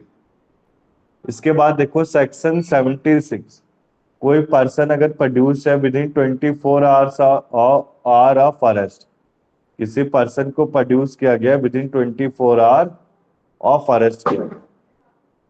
इसके बाद देखो अगर टाइम पीरियड अगर 24 आवर किया जाएगा तो उसमें एक्सक्लूड होगा जर्नी का from place of detaining to the magistrate court. मैंने आपको समझाया बेटा, अक्यूज्ड क्या है, कोई भी अगर किसी ने क्राइम किया तो उसे 24 आवर्स तक मजिस्ट्रेट के सामने अपीयर होना पड़ेगा। कौन ले जाएगा? पुलिस ले जाएगी। अब इस 24 आवर्स में क्या बेटा, आपका मजिस्ट्रेट तक जाने का रास्ता जो कवर किया जा रहा है वो इंक्लूड नहीं किया जाता, वो एक्सक्लूड किया जाता है। अगर आप देखो, आप कोई पुलिस ऑफिसर फेल है प्रोड्यूस करने के लिए मजिस्ट्रेट पे विद इन 24 आवर, तो उसको लायबल किसके लिए पाया जाएगा? रॉन्गफुल डिटेशन के लिए पाया जाएगा। यहां तक क्लियर है बेटा? किसी को डाउट है इसमें?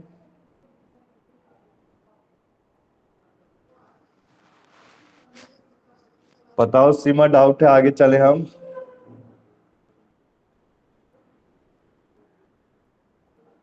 वॉइस आ रही है यस सीमा सर, आपको? चलिए। हाँ जी आ रही है सर। अब चलिए देखो, आगे। Right to release on bail. Right to release on bail में क्या है? बेसिकली एक पर्सन को इन्फॉर्म किया जाएगा और encouragement किया जाएगा उसकी सिक्योरिटीज में। अगर कोई पर्सन बेल के लिए रिलीज किया जा रहा है तो उसको लेने कौन आएगा, या फिर वो खुद जाएगा अपने सिक्योरिटी के बिहाफ। ठीक है ना? एक प्रॉपर क्या बनाया जाएगा? एक एप्लीकेशन बनाया जाएगा, एक लेटर लिखवाया जाएगा किसके थ्रू? मजिस्ट्रेट के, किसको बेल दी जा रही। अब right to fair trial. Fair trial, trial क्या होता है, मतलब what is the meaning of trial? आपको कुछ आइडिया है सीमा इसके बारे में? ट्रायल का मीनिंग क्या होता है? सर, जब वो सारे एविडेंसेस दिखाए जाते हैं, विटनेसेस आते हैं, तो पूरा जो केस का जो पुलिस रिपोर्ट है उसको कॉन्टेक्स्ट में रख के जब मजिस्ट्रेट जजमेंट तक पहुंचते हैं, तो उस जर्नी को मेरे ख्याल से ट्रायल बोलते हैं।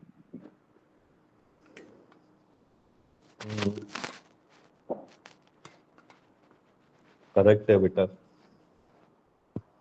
अब देखो आप, कोई purse any provision relating to right to fair trial is not given in CRPC, but such act can be derived from constitution and various judgment। कहने का मतलब है क्रिमिनल प्रोसीजर कोड में मेंशन नहीं है फेयर ट्रायल का, पर इसे कॉन्स्टिट्यूशन से डिराइव किया गया। अब आर्टिकल 14 क्या कहता है? सबके पास एक इक्वल राइट है, राइट टू इक्वलिटी। ठीक है ना? तो it means all the parties to the dispute should have an equal treatment. कहने का मतलब है कि सारे पार्टीज के ऊपर एक फेयर ट्रीटमेंट दिया जाएगा, इक्वल ट्रीटमेंट दिया जाएगा अगर उनका डिस्प्यूट चल रहा है। ठीक है बेटा, आगे चलूं मैं। तो फेयर ट्रायल कहने का मतलब है आपको इक्वल ट्रीटमेंट दी जाती है। ठीक है ना? यस आगे चले बेटा हम। सर। जी सर। अब देखो, right to consult a lawyer. Consult a lawyer में क्या क्या आता है? सबसे पहले प्रिजन को एक राइट दिया जाएगा कि लॉयर को कंसल्ट करे। कब? During introduction. इंट्रोडक्शन यानी कि लॉयर, ठीक है ना, अब उसे अपीयर होना है कोर्ट में, तो कब होगा? जब लॉयर से वो एक एप्लीकेशन लिखवाएगा। ठीक है ना? लॉयर उसकी हेल्प कराएगा बेल कराने में। और कॉन्स्टिट्यूशन प्रोवाइड करता है कि जो अरेस्टेड पर्सन, उसका एक राइट होना चाहिए अपॉइंट अ लॉयर। लॉयर को अपॉइंट करने के लिए एक राइट होना चाहिए। एक person alleged to have committed an offense before the criminal court, यानी कि पर्सन को लाइबल पाया जाएगा committed an offence before the criminal court, तो किससे डिफेंड किया जा सकता है? किसी legal protection of his choice. यानी कि किस जो डिफेंडेंट है उसकी इच्छा अनुसार वो अपने एडवोकेट को चॉइस करेगा, जो कि लीगल प्रैक्टिशनर है। ठीक है ना? अपने इच्छा अनुसार किसी भी एडवोकेट को चूज करेगा जो उसको डिफेंड करे। ठीक है? यहां तक क्लियर है बेटा? आगे चलूं मैं। यस। अब देखो, right to free legal aid. Right to free legal aid में क्या कहना चाहता है? कोई क्रिमिनल प्रोसीजर कोड है बेसिकली, इसमें लीगल फ्री लीगल एड दी जाएगी। ठीक है ना? इसमें लीगल पिटिशनर को रिप्रेजेंट नहीं किया जाता। इसमें देखो, कोई सफिशिएंट मीन नहीं है to appoint a pleader. Then basically एक स्टेटमेंट है, provide free legal aid for the purpose of securing justice. अब इसमें कोर्ट क्या है? प्रोवाइड करेगा फ्री लीगल एड किसको? अक्यूज पर्सन को। ठीक है ना? अब इसमें राइट ऑफ अक्यूज पर्सन हट नहीं सकता अक्यूज जब फेल हो जाए अप्लाई करने के लिए। अब देखो आप, राइट टू कीप साइलेंस। कहने का मतलब है जस्ट कीप साइलेंस, जब मैंने आपको बताया भी था, हम कोर्ट रूम में जाते हैं तो हमने मोबाइल को साइलेंट कर देते हैं। ठीक है ना? कोई डिस्टर्बेंस ना हो, तो ये उसी से रिलेट करता है। Right to keep silent recognized in law से, पर ये अथॉरिटी सीआरपीसी और इंडियन एविडेंस से आता है। बेसिकली हम कोई स्टेटमेंट कन्फेशन मेड कर रहे हैं तो उस समय साइलेंस हमें रहनी चाहिए, मतलब जो आउटसाइडर वहां पे साइलेंस होनी चाहिए। जब कोई कन्फेशन या स्टेटमेंट किया जा रहा है कोर्ट के अंदर, तो एक ड्यूटी होती है मजिस्ट्रेट की कि फाइंड करेगा स्टेटमेंट ऑफ कन्फेशन को कि वॉलंटरी है कि नहीं। किसी भी सर अरेस्टेड पर्सन। वो हाँ जो हाँ एक्यूज पर्सन होता है वो उसे राइट होता है ना साइलेंट रहने का, कि चाहे उसे तो पता है कि उसने क्या गलत किया है, हाँ, बट करेक्ट जैसे है वो बेटा। कॉन्स्टिट्यूशन में भी पढ़ा था ना, जैसे 24 में, हम्म। कि ये राइट है कि क्रिमिनल जो एक्यूज पर्सन होगा वो उसे राइट है कि वो साइलेंट रहे, वो कुछ बोले ना, अपने ऊपर इल्जाम ना ले। करेक्ट है बेटा एकदम। Thank you. अब देखो आप, मतलब एक्यूज पर्सन है, ठीक है ना। कहने का मतलब है किसी भी पर्सन को फोर्स नहीं किया जाएगा कोई स्टेटमेंट दे या आंसर करे क्वेश्चन का। और अक्यूज पर्सन के पास एक राइट है साइलेंट रहने का during the process of interrogation. यहां तक क्लियर है बेटा। Yes sir. अब देखो, अब आता है right to be examined by medical practitioner. Medical practitioner के क्या क्या राइट है। सबसे पहले सेक्शन 54 है सीआरपीसी का, बेसिकली स्टेट करता है जब अरेस्टेड पर्सन है अलग अलग, मतलब एलिगेशन लगाता है किसका, एग्जामिनेशन ऑफ बॉडी का, ठीक है ना। तो बेसिकली अगर डिसअप्रूव हो जाता है तो इस केस में उसको क्या माना जाएगा, लाइबल माना जाएगा किसी ऑफेंस के लिए अदर बॉडी के लिए against his body. The court may order medical examination of such accused person at the request of it. कहने का मतलब है कोई पर्सन एक्यूज है, वो कहता है कि मैंने तो ड्रंकन स्टेट में ड्रिंक स्टेट पे इसका मर्डर किया है, इसके साथ थेफ्ट किया, तो क्या बोला जाएगा कि इसका मेडिकल एग्जामिनेशन चेक कराओ कि इस समय ड्रंकन था, ये ड्रिंकिंग करता है कि नहीं करता, ठीक है ना। तो ये बेसिकली राइट किसके लिए एप्लीकेबल है, किसके लिए बनाया गया है, एक्यूज पर्सन के लिए बनाया गया है, ठीक है ना। अब इसमें देखो DK Basu versus state of West Bengal में क्या कहा गया कि लैंडमार्क जजमेंट था जिसमें अरेस्टेड पर्सन के ऊपर राइट्स और उसके ऑब्लिगेट्स करे जाते हैं पुलिस ऑफिसर को टू डू सर्टेन एक्टिविटीज। यहां तक क्लियर है बेटा। जी सर। किसी को डाउट है इसमें, आगे चलूं मैं अब।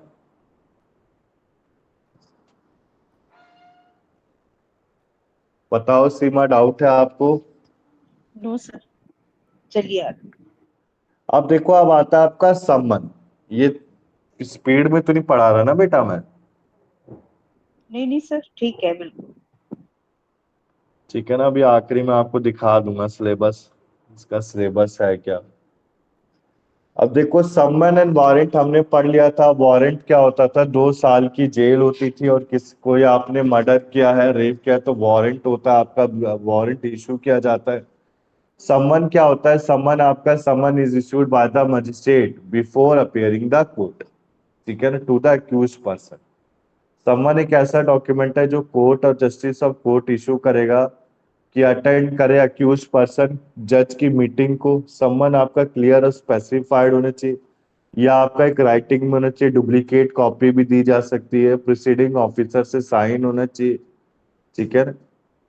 इसके बाद देखो वारंट में क्या क्या चीजें आती है। वारंट में आता है आपका, वारंट में बेसिकली एसेंशियल एलिमेंट होते हैं वारंट की। अब वारंट में क्या होता है, एक रिटर्न ऑथराइजेशन होती है, मजिस्ट्रेट से इशू की जाती है। इसके की कंपोनेंट्स क्या क्या है देखो आप, सबसे पहले आता है आपका फॉर्म और राइटिंग। बेसिकली आपका जो वारंट है वो राइटिंग में होना चाहिए। सिग्नेचर ऑफ मजिस्ट्रेट में देखो आप, जो वारंट आपका साइन होना चाहिए मजिस्ट्रेट में, जो कि जुडिशियल ऑफिसर होना चाहिए, जिसके पास एक अथॉरिटी दी गई है सच ऑर्डर को साइन करने के लिए। सील ऑफ कोर्ट कहने का मतलब है, सील मतलब क्या है, what is the meaning of seal of court बेटा, किसी को आइडिया। सर वो जो मोहर सी लगाते हैं सील। वेरी गुड, मोहर, ठीक है ना। तो warrant must bear the seal of court from which it is issued, ठीक है ना। अब देखो 4 मेजर टाइप ऑफ वारंट होते हैं। सबसे पहला अरेस्ट वारंट, सर्च और बेंच वारंट और एग्जीक्यूशन। अभी पढ़ते हैं बेटा ये बेंच और एग्जीक्यूशन है क्या आगे है सब, ठीक है ना। अरेस्ट तो अरेस्ट मतलब मुझे किसी को अरेस्ट करना है, सर्च यानी सर्च करना है, ठीक है ना। एग्जीक्यूशन यानी कि इन्वेस्टिगेशन, एग्जीक्यूशन क्या आपका इन्वेस्टिगेशन वारंट। बेंच वारंट क्या होता है बेसिकली, बेंच, ये आइडिया है बेटा किसी को बेंच वारंट के बारे में। बेंच तो जूरी को बोलते हैं ना सर, वो ग्रुप ऑफ जजेस। तो ग्रुप ऑफ जजेस जो वारंट देंगे उसको बेंच वारंट बोला जाएगा, बेंच वारंट बोला जाएगा। यहां तक क्लियर है बेटा, आगे चले हम। अब बेसिकली आता है आपका प्रोक्लेमिनेशन एंड अटैचमेंट, या आपका सेक्शन 82 से 86 में। अब प्रोक्लेमिनेशन क्या होता है, पर्सन को अब्सकॉन्ड करने की, अब्सकॉन्ड यानी कि हटाने की, या फिर पर्सन को ही हाइड करना। अब ये प्रोक्लेमिनेशन क्या होता है, पब्लिक में रीड किया जा सकता है, सम विजिबल पार्ट उसका विजिबल हो, ठीक है ना, प्रोक्लेमेशन का। अब इसमें पहले स्टार्टिंग से बता देता हूँ बेटा। प्रोक्लेमेशन बेसिकली क्या है आपका, ये एक ओपिनियन ऑफ कोर्ट है। इसमें पर्सन जिसके खिलाफ वारंट इशू किया गया है वो कंसील कर सकता है अपने आप को इंसान, ठीक है। अब इसमें बेसिकली देखो ये जो स्पेसिफाइड टाइम है आपका 30 डेज से कम होना चाहिए, मतलब ज्यादा नहीं होना चाहिए। प्रोक्लेमेशन आपका पब्लिकली रीड होना चाहिए टाउन और विलेज में। इसका विजिबल पार्ट हाउस में अफिक्स होना चाहिए, ठीक है ना। Affix some visible part of the court house, यानी कि अफिक्स हो some visible part of court house. यहां तक क्लियर है। अब देखो इसका attachment of property of person of absconding. अब स्कोंडिंग कहने का मतलब है ये अटैचमेंट आपकी मेड कब होगी, जब आपका साइमल्टेनियसली इशुएंस ऑफ प्रोक्लेमेशन, ठीक है ना। इसमें जो कोर्ट के पास एक व्यू है कि पर्सन ने डिस्पोज प्रॉपर्टी की है कि नहीं की। अभी जो प्रॉपर्टी आपका मूवेबल और इमूवेबल प्रॉपर्टी सर बोथ हो ये सकती है।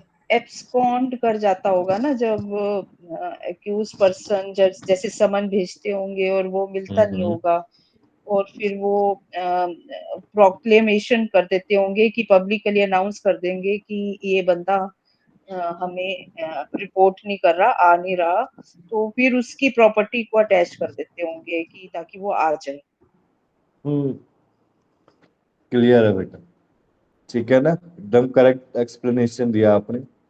फिर आप बेटा आता है आपका summon, process to compel the production of things. Summon मैंने आपको बताया दिया, समन क्या है, summon is issued by the magistrate to the accused person to appear a court on the specified date. अब सेक्शन 91 क्या कहता है कि पावर ऑफ कोर्ट के पास एक अथॉरिटी है कि समन एंड वारंट को इशू करेगा डॉक्यूमेंट को प्रोड्यूस करने के लिए। अब वो डॉक्यूमेंट आपका इलेक्ट्रॉनिक रिकॉर्ड भी हो सकता है, ठीक है ना। इसमें देखो ये सेक्शन क्या बोलता है, कोर्ट सेटिस्फाइड है किसी भी डॉक्यूमेंट को प्रोड्यूस करने के लिए तो इसमें production of such document required है विच इज द पोजेशन और पावर, ठीक है ना। अब इस समन एंड वारंट आपका इशूड किया जाता है पर्पस ऑफ एविडेंस के लिए। यहां तक क्लियर है बेटा, आगे चले हम।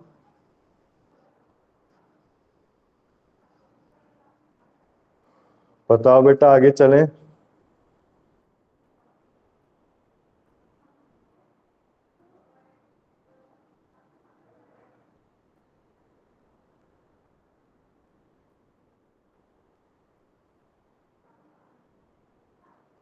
वॉइस आ रही है सीमा, आगे चले हम।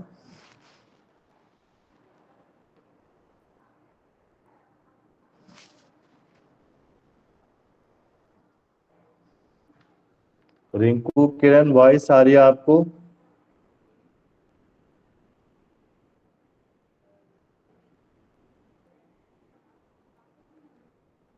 सीमा वॉइस आ रही है आपको? यस सर, अब आ रही है, हाँ जी। ठीक है ना। अब बेसिकली देखो आप अब वारंट पढ़ेंगे, सर्च वारंट क्या है। हमने क्या पढ़ा बेटा अभी, summon to produce, summon and warrant to be produce. एक ही बात को बार बार इसमें रिपीटिशन दिया गया है, ठीक है ना। क्रिमिनल प्रोसीजर कोड बेटा इसी पे बेस्ड है। समन, वारंट, समरी ट्रायल क्या होता है, ठीक है ना, ये सारी चीजें कवर अप करेंगे। तो समन मैंने आपको बता दिया। समन क्या होता है, बेसिकली आपका एक पावर होता है कोर्ट का कि इशू करेगा समन एंड वारंट, किसके लिए, प्रोडक्शन ऑफ डॉक्यूमेंट और इलेक्ट्रॉनिक रिकॉर्ड के लिए, ठीक है ना। अब देखो इसमें क्या क्या आता है आपका। सर्च वारंट सबसे पहले करेंगे हम। सर्च वारंट ये सेक्शन के साथ मेंशन। सर्च वारंट में क्या क्या आता है देखो, अगर आपका समन किया गया पर्सन एक पोजीशन है थिंग का और रिफ्यूज कर जे प्रोड्यूस करने के लिए, मतलब कोई भी पर्सन है उसके पास कोई डॉक्यूमेंट है या फिर थिंग है, अब उसको रिफ्यूज कर रहा है प्रोड्यूस करने के लिए, तो कोर्ट को उसके बारे में पता नहीं है, पोजीशन ऑफ सच थिंग और डॉक्यूमेंट के बारे में। तो कोर्ट क्या कंसीडर करेगा, पर्पस इशू करेगा कि पर्पस आपका सर्व होना चाहिए कि किसके लिए, जनरल इंस्पेक्शन के लिए। यहां तक क्लियर है बेटा। तो सेक्शन 93 क्या कह रहा है, इस बात को समझेंगे हम। पर्सन है, पर्सन के पास पोजीशन इन डॉक्यूमेंट और इन थिंग, ये बेसिकली आपका रिफ्यूज हो रहा है जब प्रोड्यूस करने के लिए। तो इस केस में जो कोर्ट है उसके पास पता नहीं है position of such thing and document, तो कोर्ट क्या करेगा, एक जनरल इंस्पेक्शन करवा सकता है पुलिस ऑफिसर से। यहां तक क्लियर है बेटा, आगे चले हम। अब देखो Yes. सेक्शन 94 क्या कहता है, district magistrate, sub divisional district magistrate और मजिस्ट्रेट ऑफ फर्स्ट क्लास, उनको बिलीव है कि सेल ऑफ डिपॉजिट और स्टेलन प्रॉपर्टी और ऑब्स्टिकल से ऑथराइज किया जा सकता है warrant to enter such place and conduct a search therein. कहने का मतलब है कि सेक्शन 94 में डिस्ट्रिक्ट डीएम, एसडीएम या मजिस्ट्रेट ऑफ फर्स्ट क्लास क्या कर सकता है बेटा, स्टोलन प्रॉपर्टी, ठीक है ना, उसको बेच सकता है या फिर अपने पास जब्त कर सकता है स्टोलन प्रॉपर्टी को, ठीक है ना। और वो क्या करा सकता है, पुलिस ऑफिसर से कंडक्ट सर्च करवा सकता है। फिर आता है सेक्शन 95। सेक्शन 95 क्या कहना चाहता है कि मजिस्ट्रेट एक इशू करेगा सर्च वारंट, किसके लिए, प्रेमिसेस को सर्च करने के लिए। सेक्शन 97 क्या कहता है बेटा, देखो आप, सेक्शन 97 कहता है कि डीएम, एसडीएम और मजिस्ट्रेट ऑफ फर्स्ट क्लास एक सर्च वारंट को इश्यू करेगा। उनको बिलीव है, if in the case he has a reason to believe any person is confined and such confinement is unlawful, मतलब कोई पर्सन बाउंड है किसी सीजर के लिए, बट उसका जो कन्फाइनमेंट वो अनलॉफुल है, ठीक है ना। फिर देखो आप सेक्शन 98 क्या कहता है, डीएम, एसडीएम और मजिस्ट्रेट ऑफ फर्स्ट क्लास के पास एक ऑर्डर है कि इमीडिएट रिस्टोरेशन कर सकता है वुमेन और फीमेल चाइल्ड का, किसके लिए, लॉफुल गार्डियन के लिए, टू हर लॉफुल गार्डियन। यहां तक क्लियर है बेटा, चले आगे हम। Yes sir. अब देखो इसके बाद आता है फिर आपका एफआईआर, ठीक है ना। एफआईआर करेंगे हम, बेसिकली फर्स्ट इंफॉर्मेशन रिपोर्ट, इसको काफी अच्छे से एक्सप्लेन किया गया है, ठीक है ना। फर्स्ट इंफॉर्मेशन रिपोर्ट ये आपका कब होता है, चार्ज, फर्स्ट इंफॉर्मेशन और चार्ज, ठीक है ना, इन्वेस्टिगेशन। बेसिकली देखो आप, एफआईआर आपका एक रिटर्न डॉक्यूमेंट है, किससे प्रिपेयर किया जाएगा, पुलिस से प्रिपेयर किया जाएगा। ये बेसिकली कब होता है, जब पुलिस में कंप्लेंट को लॉन्च किया जाता है, किससे, विक्टिम से या फिर उसके बिहाफ पे। या आपकी एफआईआर राइटिंग में होती है बेटा, ओरल में नहीं होती। ओरल में कब होती है, जब कोई एक्सीडेंट हो रहा है, ठीक है ना। अब एक्सीडेंट किसी का हो गया है, अब मैं मोबाइल में मैंने बुलाया पुलिस वालों को और उनके सामने सारी बातें ओरल कर दी, तो उसमें एफआईआर तो मैं कंप्यूटर या सिस्टम मेरे पास है, ठीक है। बट बेसिकली जो ज्यादा एफआईआर होता है वो आपका किस बिहाफ पे होता है, राइटिंग में होता है। यहां तक क्लियर है, किसी को डाउट है इसमें।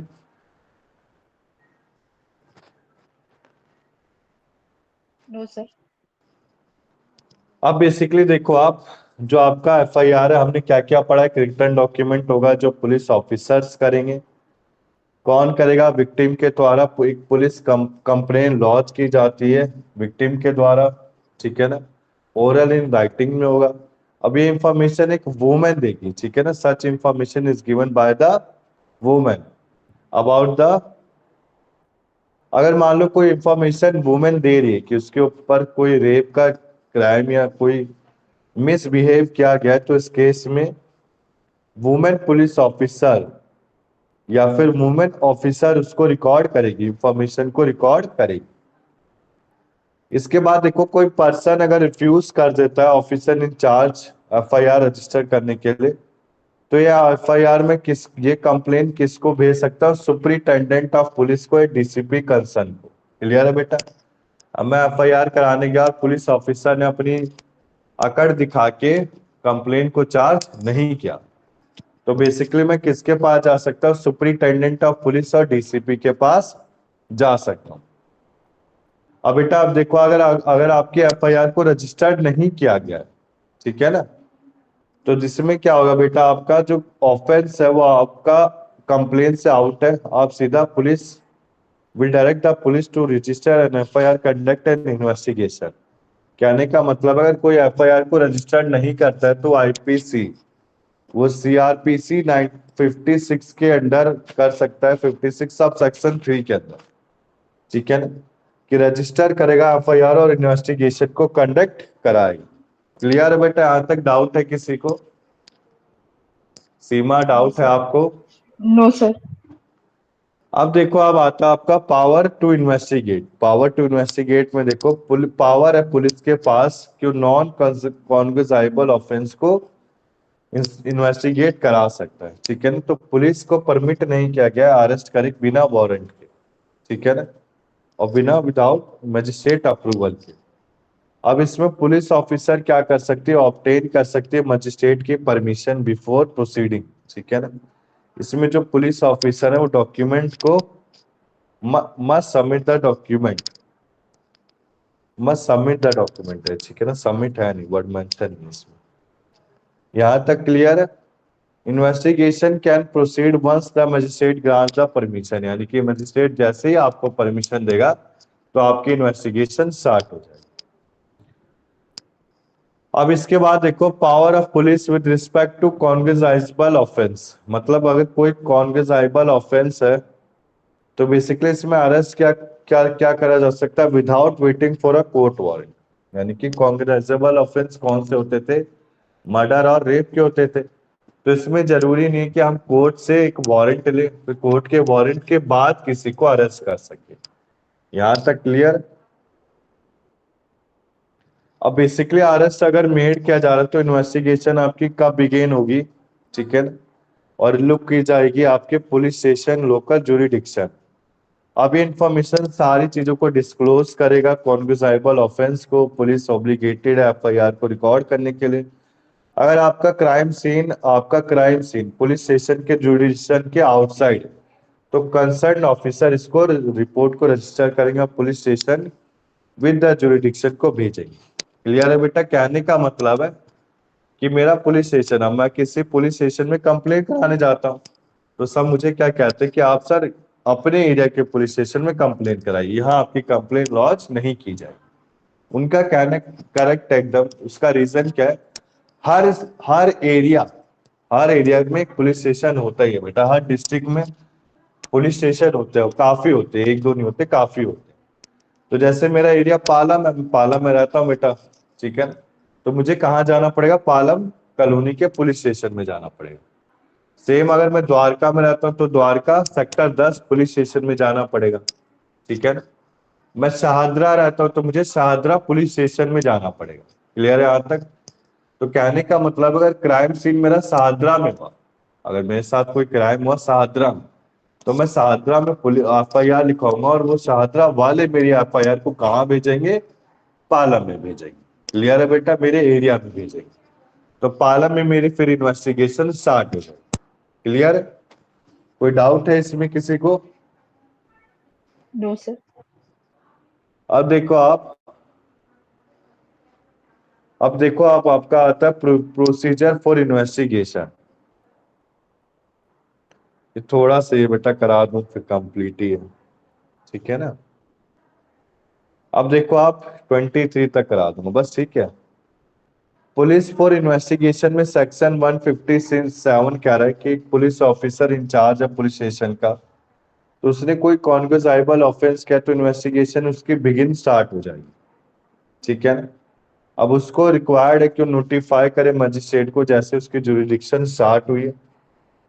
जो पुलिस ऑफिसर है वो सबऑर्डिनेट ऑफिसर को डेलीगेट कर सकता है इन्वेस्टिगेट करने के लिए, अगर उसको कोई सफिशिएंट रीजन नहीं मिलता इन्वेस्टिगेट करने का केस। यहां तक क्लियर है बेटा।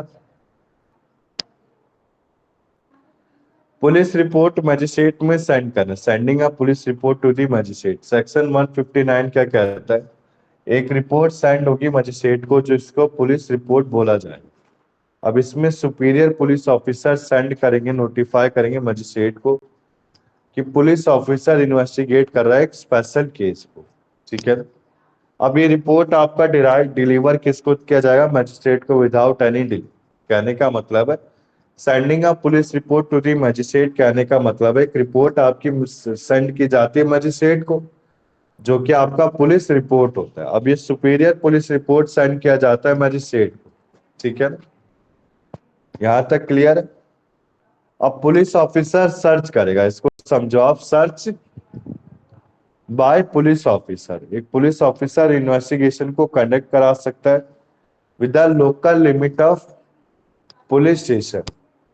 अब ऑफिसर इसमें कंडक्ट कराएगा investigation to conduct the search in person, but if not possible they can give written permission to any subordinate officer.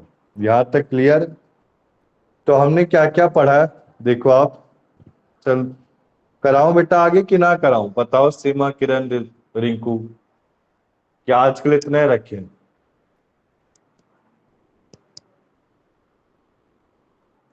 बताओ बेटा सीमा, आजकल इतने रखे हैं हम? सर बाकी सबसे भी पूछ लीजिए, इतना ही रहने दीजिए, नहीं तो। इतने रहने देता हूं, नहीं तो भूलते जाओगे, ठीक है ना।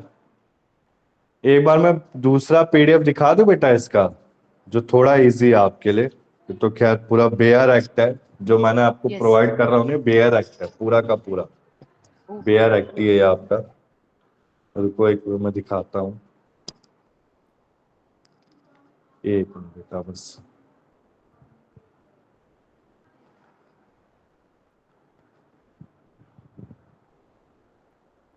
ये आज आपको प्रोवाइड हो जाएगा, आज ही आज में।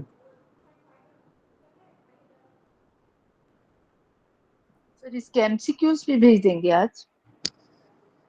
एमसीक्यू बेटा सिविल प्रोसीजर कोड के तो भेज दिए थे मैंने, मिले थे आपको सिविल प्रोसीजर कोड के यस सर, वो तो मिल गए थे। सेक्शन मिल रहे हैं ना आपको सीमा, सेक्शन हाँ में आप जी। सबके लिए भेजो कि जल्दी से याद कर लो। सेक्शन क्या है ना, हाँ दिमाग जी। खराब करते हैं हमारे, फिर हमें यस मिलते हैं नहीं सेक्शन। मैं आज आपको ये दोनों पीडीएफ प्रोवाइड करवा दूंगा मैम के थ्रू, ठीक है ना। सर एमसीक्यूज के साथ? एमसीक्यू मैं क्लास दूसरी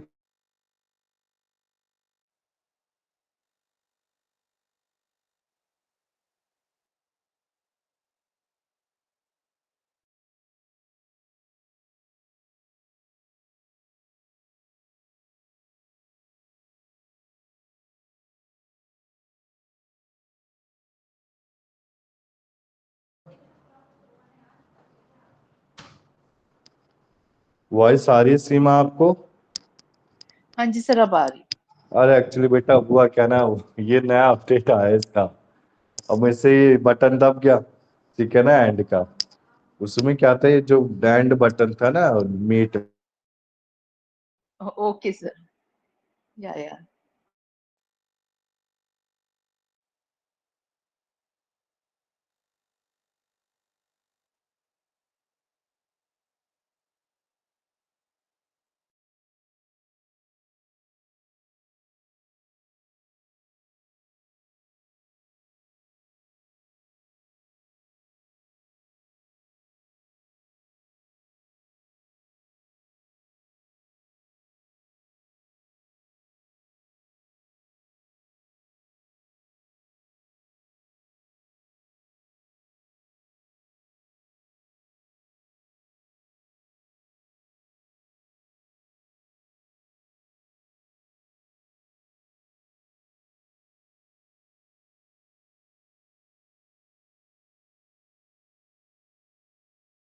वॉइस आ रही है सीमा आपको? हाँ जी सर, अब आ रही है।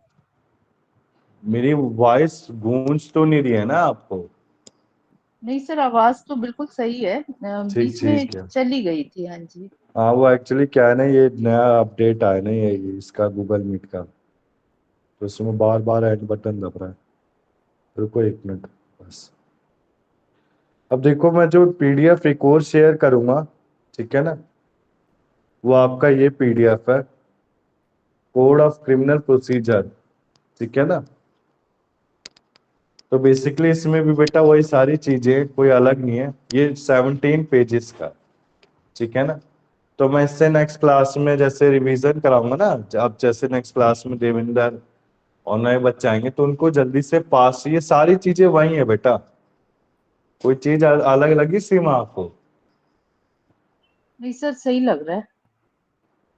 ये 17 पेजेस का है ना, फिर इसमें काफी चीजें ऐड नहीं थी, ठीक है ना, तो मैंने इसमें ऐड करी हैं उस वाले पीडीएफ में, इसी के लिए मैंने उस वाले पीडीएफ से ही कराया पहले। नेक्स्ट क्लास होगा ना, तो नेक्स्ट क्लास में स्टार्टिंग के जो 15 मिनट्स होंगे हम उसमें यही करा दूंगा मैं पहले, ठीक है ना। एक रिवीजन भी हो ओके। जाएगा और सही भी रहेगा आप अच्छा। सबके लिए, ठीक है। इसमें क्या है ना बेटा, आपका बेसिकली जुनेलियल एक्ट, वो जो चाइल्ड लेबर वाला वो है नहीं इसमें, वो आपके सिलेबस में है, मैं दिखा देता हूँ उनको।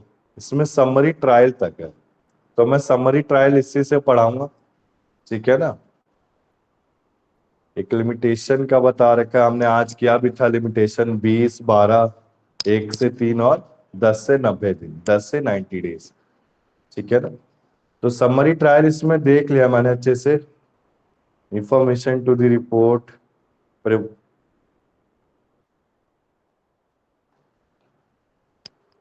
एक मिनट रुको आप, मैं आपको सिलेबस दिखा देता हूँ एक बार, जो उसका सिलेबस है।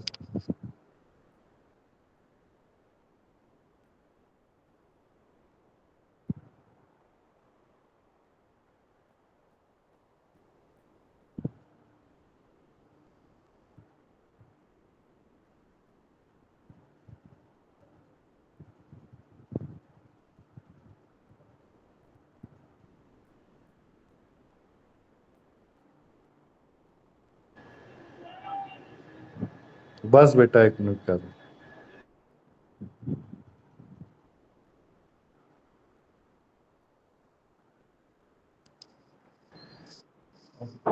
मिनट, कहाँ था?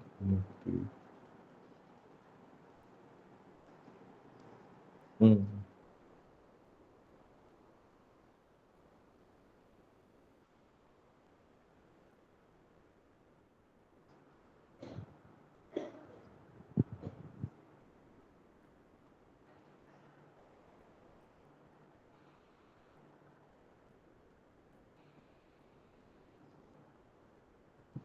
देखो आप, सिलेबस ये है बेटा आपका क्रिमिनल प्रोसीजर का, ठीक है ना। क्रिमिनल प्रोसीजर में ये juvenile justice act and provision of offender act भी, ठीक है ना।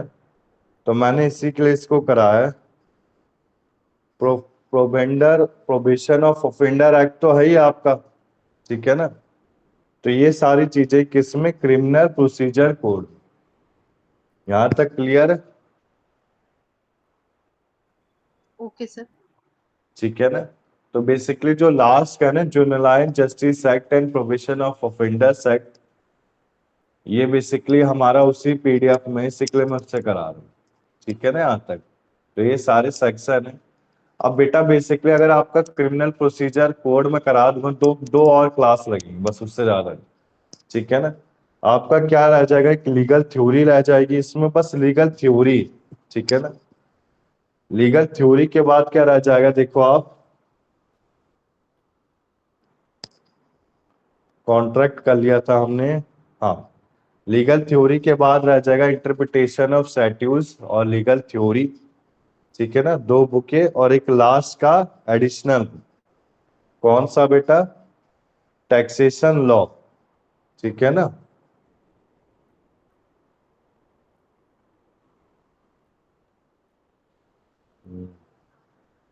टैक्सेशन लॉ में मेरे को क्लास में भी बुलाना ही पड़ेगा लगता है, बुलाऊंगा आप सबको, ठीक है ना, क्योंकि कुछ न्यूमेरिकल पार्ट है इसमें, ठीक है ना सीमा, यहाँ तक क्लियर है? Yes sir.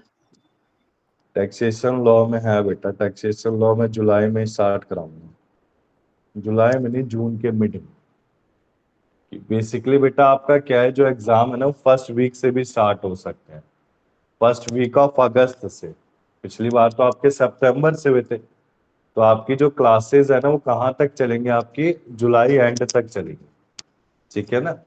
अगर हुआ तो मैं एक्स्ट्रा क्लास ले लूंगा, ठीक है ना, रिवीजन के लिए, कि आपको, क्योंकि एलएलबी सेकेंड ईयर में बेसिकली थोड़ा पार्ट लेंदी था, तो आपको इतना समझ में आया नहीं होगा, मेरे को जहां तक लग रहा है। क्या रहा है, घर में पढ़ाई चल रही है बेटा आपकी सीमा? सर थोड़ी बहुत चल ही रही है। समझ रहा हूँ, एलएलबी सेकेंड ईयर है ना, फिर थर्ड ईयर में भी ऐसे दिक्कत होती है, थर्ड ईयर तो और लेंथी है, थर्ड ईयर में तो पता नहीं कौन कौन से लॉ पढ़ोगे आप, एडमिनिस्ट्रेशन, एनवायरमेंटल, थर्ड लॉ में आपका कंपनी लॉ भी आता है, कंपनी लॉ बड़ा है, ठीक है ना। तो टैक्सेशन लॉ में बेसिकली कराऊंगा, टैक्सेशन लॉ आपका सर इम्पोर्टेंट भी है। टैक्सेशन लॉ हमारे लिए, मेरे लिए स्पेशली डिफिकल्ट तो नहीं रहेगा सर? थोड़ी कैलकुलेशंस नहीं इतनी नहीं, अच्छी नहीं कोई है। नहीं, इसमें बेटा जो यूनिट 2 है ना, इसी में कैलकुलेशन है बस, ये वेरियस साइड ऑफ इनकम जो दिखा रहा हूँ ना मैं, वेरियस साइड ऑफ इनकम, इसमें बेसिकली कैलकुलेशन है, इसमें इनकम फ्रॉम सैलरी कि आईटीआर कैसे फाइल, ले लो क्लास, आपको एक आइडिया तो लग जाएगा बेटा आईटीआर ये सब सारी चीजें होती क्या है, ठीक है ना। Yes sir. मैं टैक्स का टीचर ही हूँ बेसिकली, ठीक है ना, कॉमर्स बैकग्राउंड में मैं टैक्स का ही टीचर हूँ, तो मेरे को तो काफी ओके। अच्छे से आता है।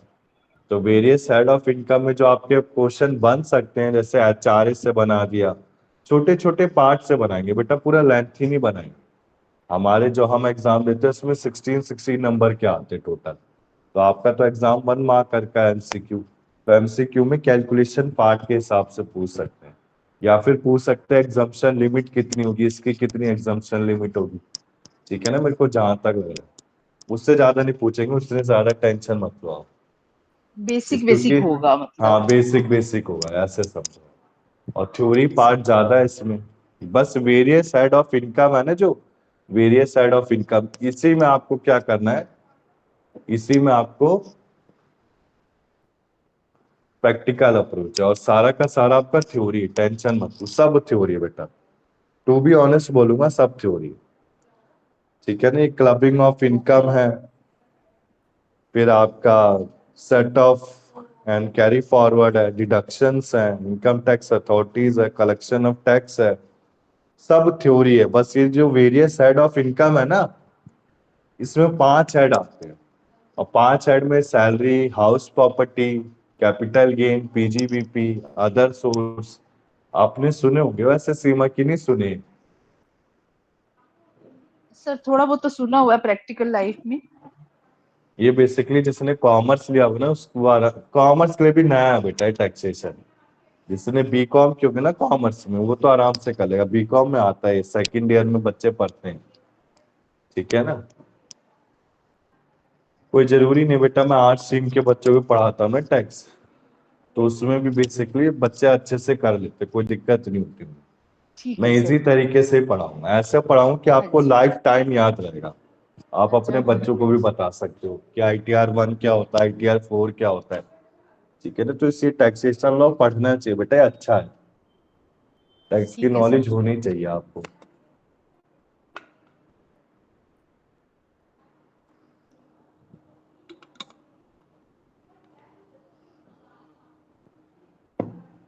और लास्ट में आता है, एक बार सीमाएं देख लो आप, अब आगे चल के एडवोकेट तो बनना ही है, कोई ड्राफ्टिंग का अगर आ गया ना, तो ड्राफ्टिंग में मैं क्या करूंगा, प्रैक्टिकल, ठीक है ना।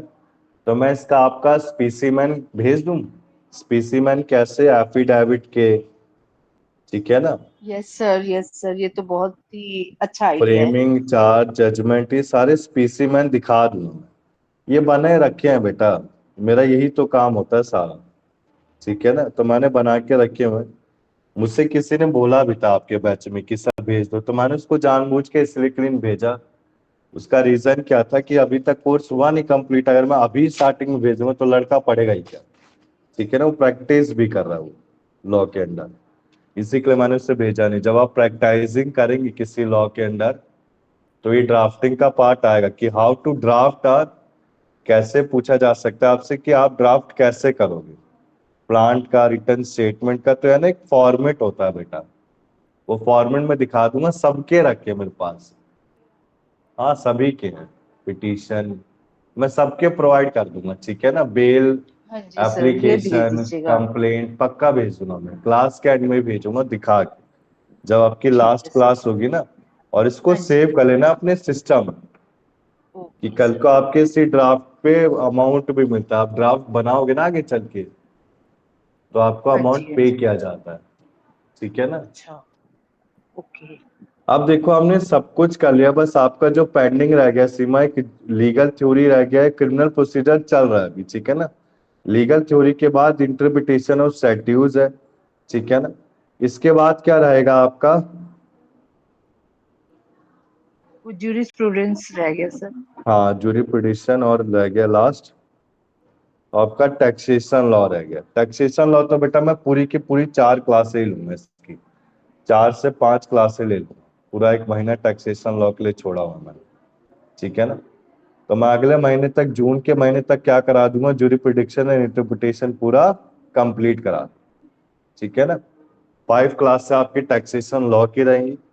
और अगस्त में मुझे अगर 1 हफ्ता भी मिल गया तो 1 हफ्ते में हम क्या करेंगे बेटा, आपका लास्ट का ये ड्राफ्टिंग पार्ट समझा दो, ठीक है ना, अगर 1 क्लास भी मुझे मिल गई। इसमें बोला गया कि exercise in drafting carrying a total of 45 marks, 15 marks exercise in convincing carrying 45 marks, 3 marks for each exercise, ठीक है ना। तो आपको ड्राफ्ट बनाने पड़ेंगे, प्रैक्टिकल में आता आपसे ड्राफ्ट बनवाया जा सकता है या फिर आपसे बोला जाएगा कि ड्राफ्ट में होता क्या है, मतलब कैसे ड्राफ्ट करते हो, पिटिशनर क्या है, ये सारी चीजें क्या है, ठीक है ना। तो आज के लिए बेटा इतना ही रखिए हम क्लास को फिर, हाँ जी सर, थैंक यू। ठीक है ना बेटा, जा सकते हो आप। सीमा, किरण, किरण वॉइस आ रही है आपको?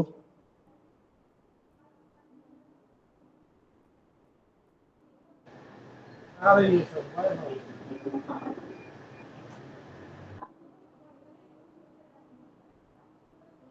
जा सकते हो बेटा आप,